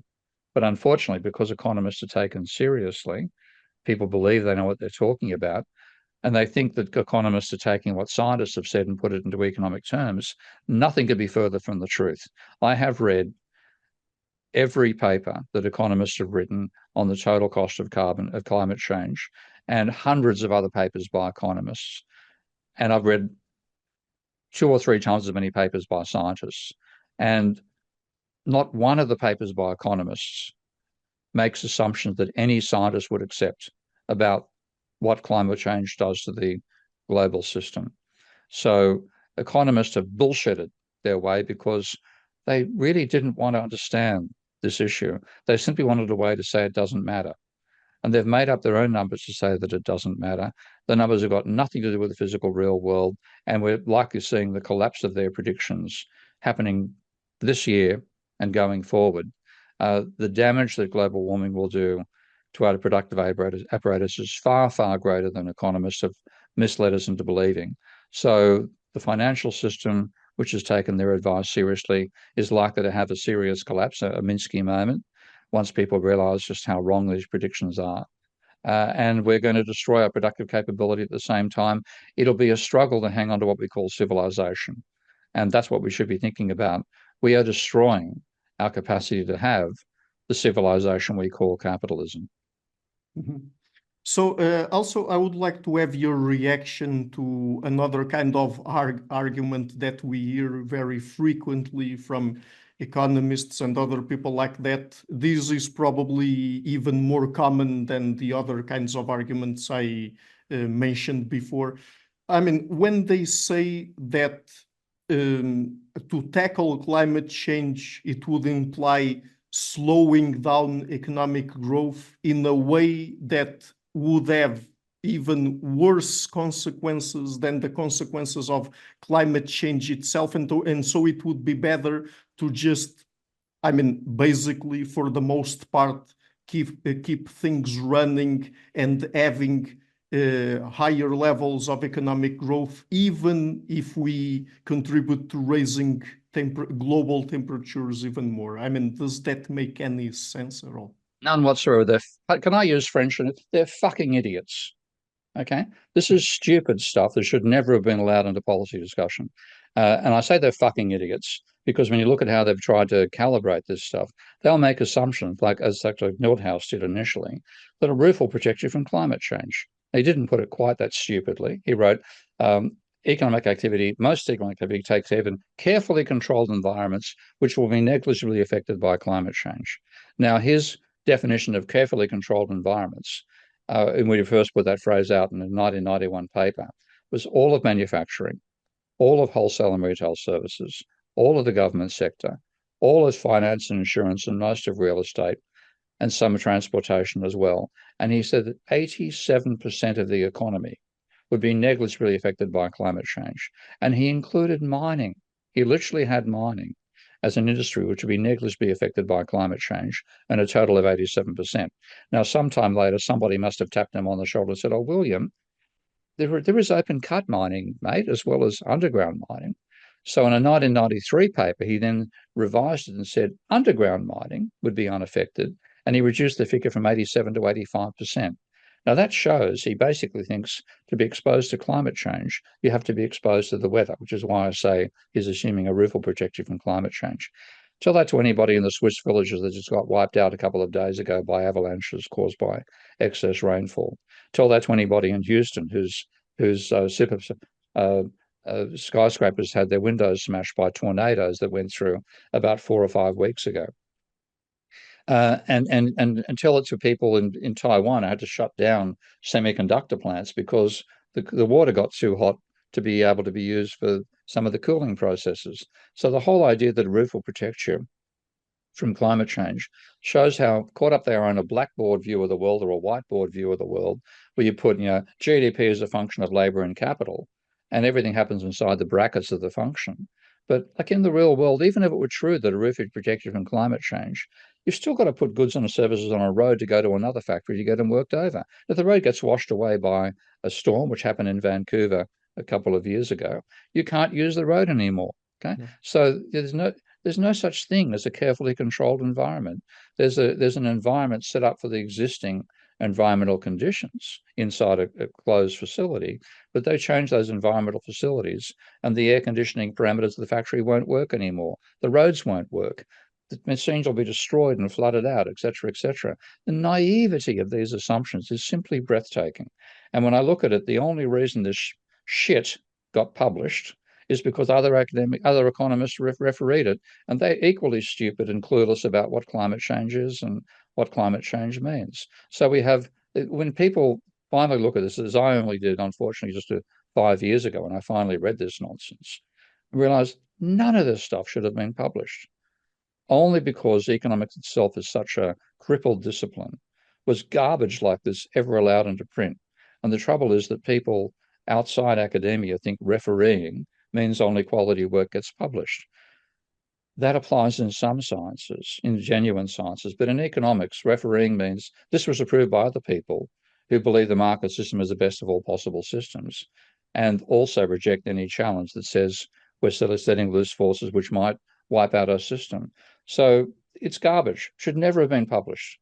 And when people, I've spent 5 years trying to communicate this to the public, just how bad the work of economists is. I've got through to some people, but policymakers are still accepting that economists know what they're talking about, still letting them make most of the decisions. And the result is we are walking into a catastrophe blindfolded by economic theory. So let me ask you just 2 more questions then. And on that last bit about the catastrophe we're walking into, I mean, according to perhaps the best estimates, predictions that we have, and I'm not only asking you environmentally, but mostly economically speaking, because this is an economics interview, what are the worst possible consequences of climate change that we might experience in the future? Mass famines, global starvation, what are called wet bulb temperatures, levels of heat and humidity as well, which mean people, even healthy people in the shade, die within 6 hours. More pandemics. We're likely to get a bird flu pandemic coming our way pretty shortly. That might kill, half the population of the planet if it gets widely distributed. Collapse of human civilizations. People normally think it's going to be poor countries that collapse. Economists feed this garbage all the time out about that. I think it's more likely to be the highly advanced industrial civilizations where people are enormously separated from food production. They're more likely to suffer. So I wouldn't want to be in England when climate change really strikes, because they already import pretty close to half their food. And therefore, if there's a global famine, the British won't be able to eat. Social breakdown, possibly even wars between different countries, potentially nuclear war. It's Armageddon. We're playing with Armageddon and trying to maximize our utility through Armageddon. And that is incredibly dangerous. So, this won't happen gradually. It will happen in fits and starts, and then catastrophic changes at different times. So nobody can say what the actual, first devastating blow will be. If you look at the climate change community, they're sort of taking bets these days, not quite, but there's one guy on Twitter who has fake bets regularly.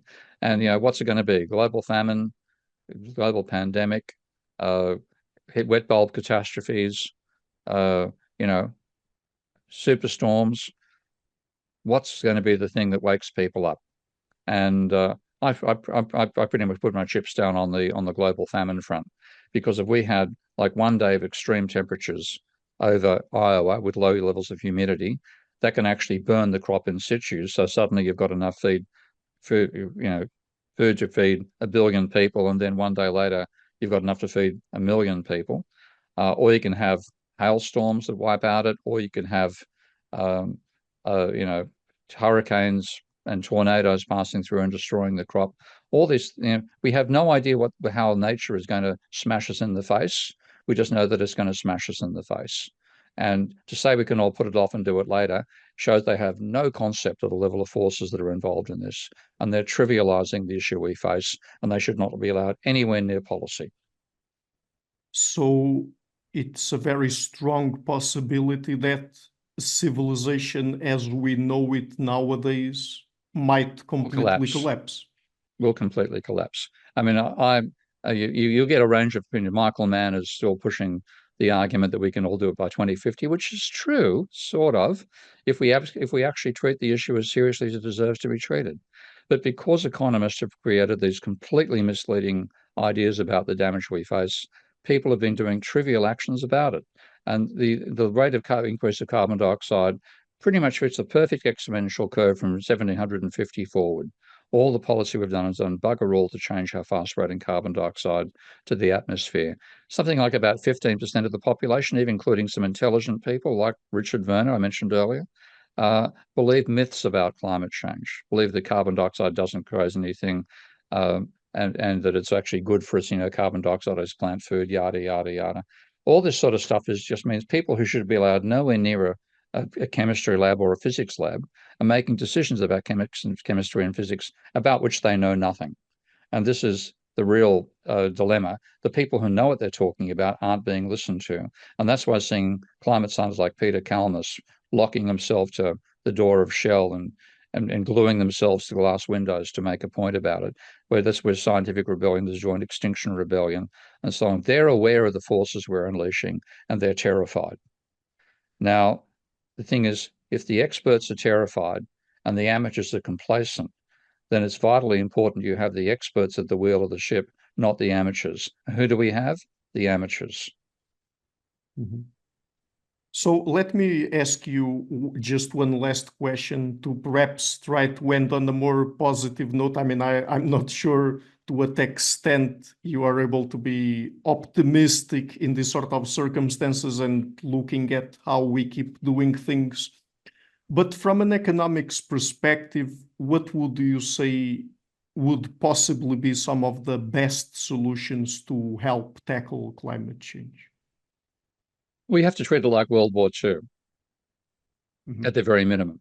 Our entire economy is redirected to attenuate the damages we've already done and ameliorate the future consequences. That's not going to happen until such time as we start seeing serious breakdowns. And once the serious breakdowns happen, we're going to be losing facilities. We need to actually do the process. So I'm sorry, I can't be optimistic. I think the only optimism I'd have is if when the catastrophes start, rather than turning to the economist as what do we do now, which is the mistake Obama made it back in 2009, we throw the economist out, ask the scientists in and say, what the hell do we do? And we then convince the public this is actually existential. We're facing existential threats. It has to be treated the same way. That only happened with the Second World War after the defeat of Poland and the collapse of France and the evacuations from Dunkirk. In that situation, the British finally took the threat of Nazis seriously, and we had Winston Churchill taking over, and the full war effort began at that point. That is an easier problem, a far easier problem we face today. So we need that sort of shift. And I really don't see any sign of it. We look at the debate between Biden and Trump, which was a farce in the first place. What's happening in the British elections, what happened in the French elections. We simply are not even engaging with the scale of danger we face. So the only optimism I have, and this is actually sounds rather ironical, we need to have the wake the fuck up catastrophe happening sooner rather than later. Because if it happens later, the momentum will be that much greater. So we need something which, I have to put it this way, the only way that the West, which is the dominant power on the planet, will take this seriously is lots of white people die in a climate catastrophe. So we need 20 or 30 million Texans to die because of a wet bulb catastrophe where the isolated power grid it has breaks down, air conditioning fails, and only those with Teslas survive. Then, yep, okay, then America might wake up. It won't have Texas anymore, but it would have a realism about the dangers we face. Something that's necessary. Well, so just before we go, Dr. Kin, the book is again Rebuilding Economics from the Top Down. Would you like to tell people where they can find your book and the rest of your work on the internet? Okay.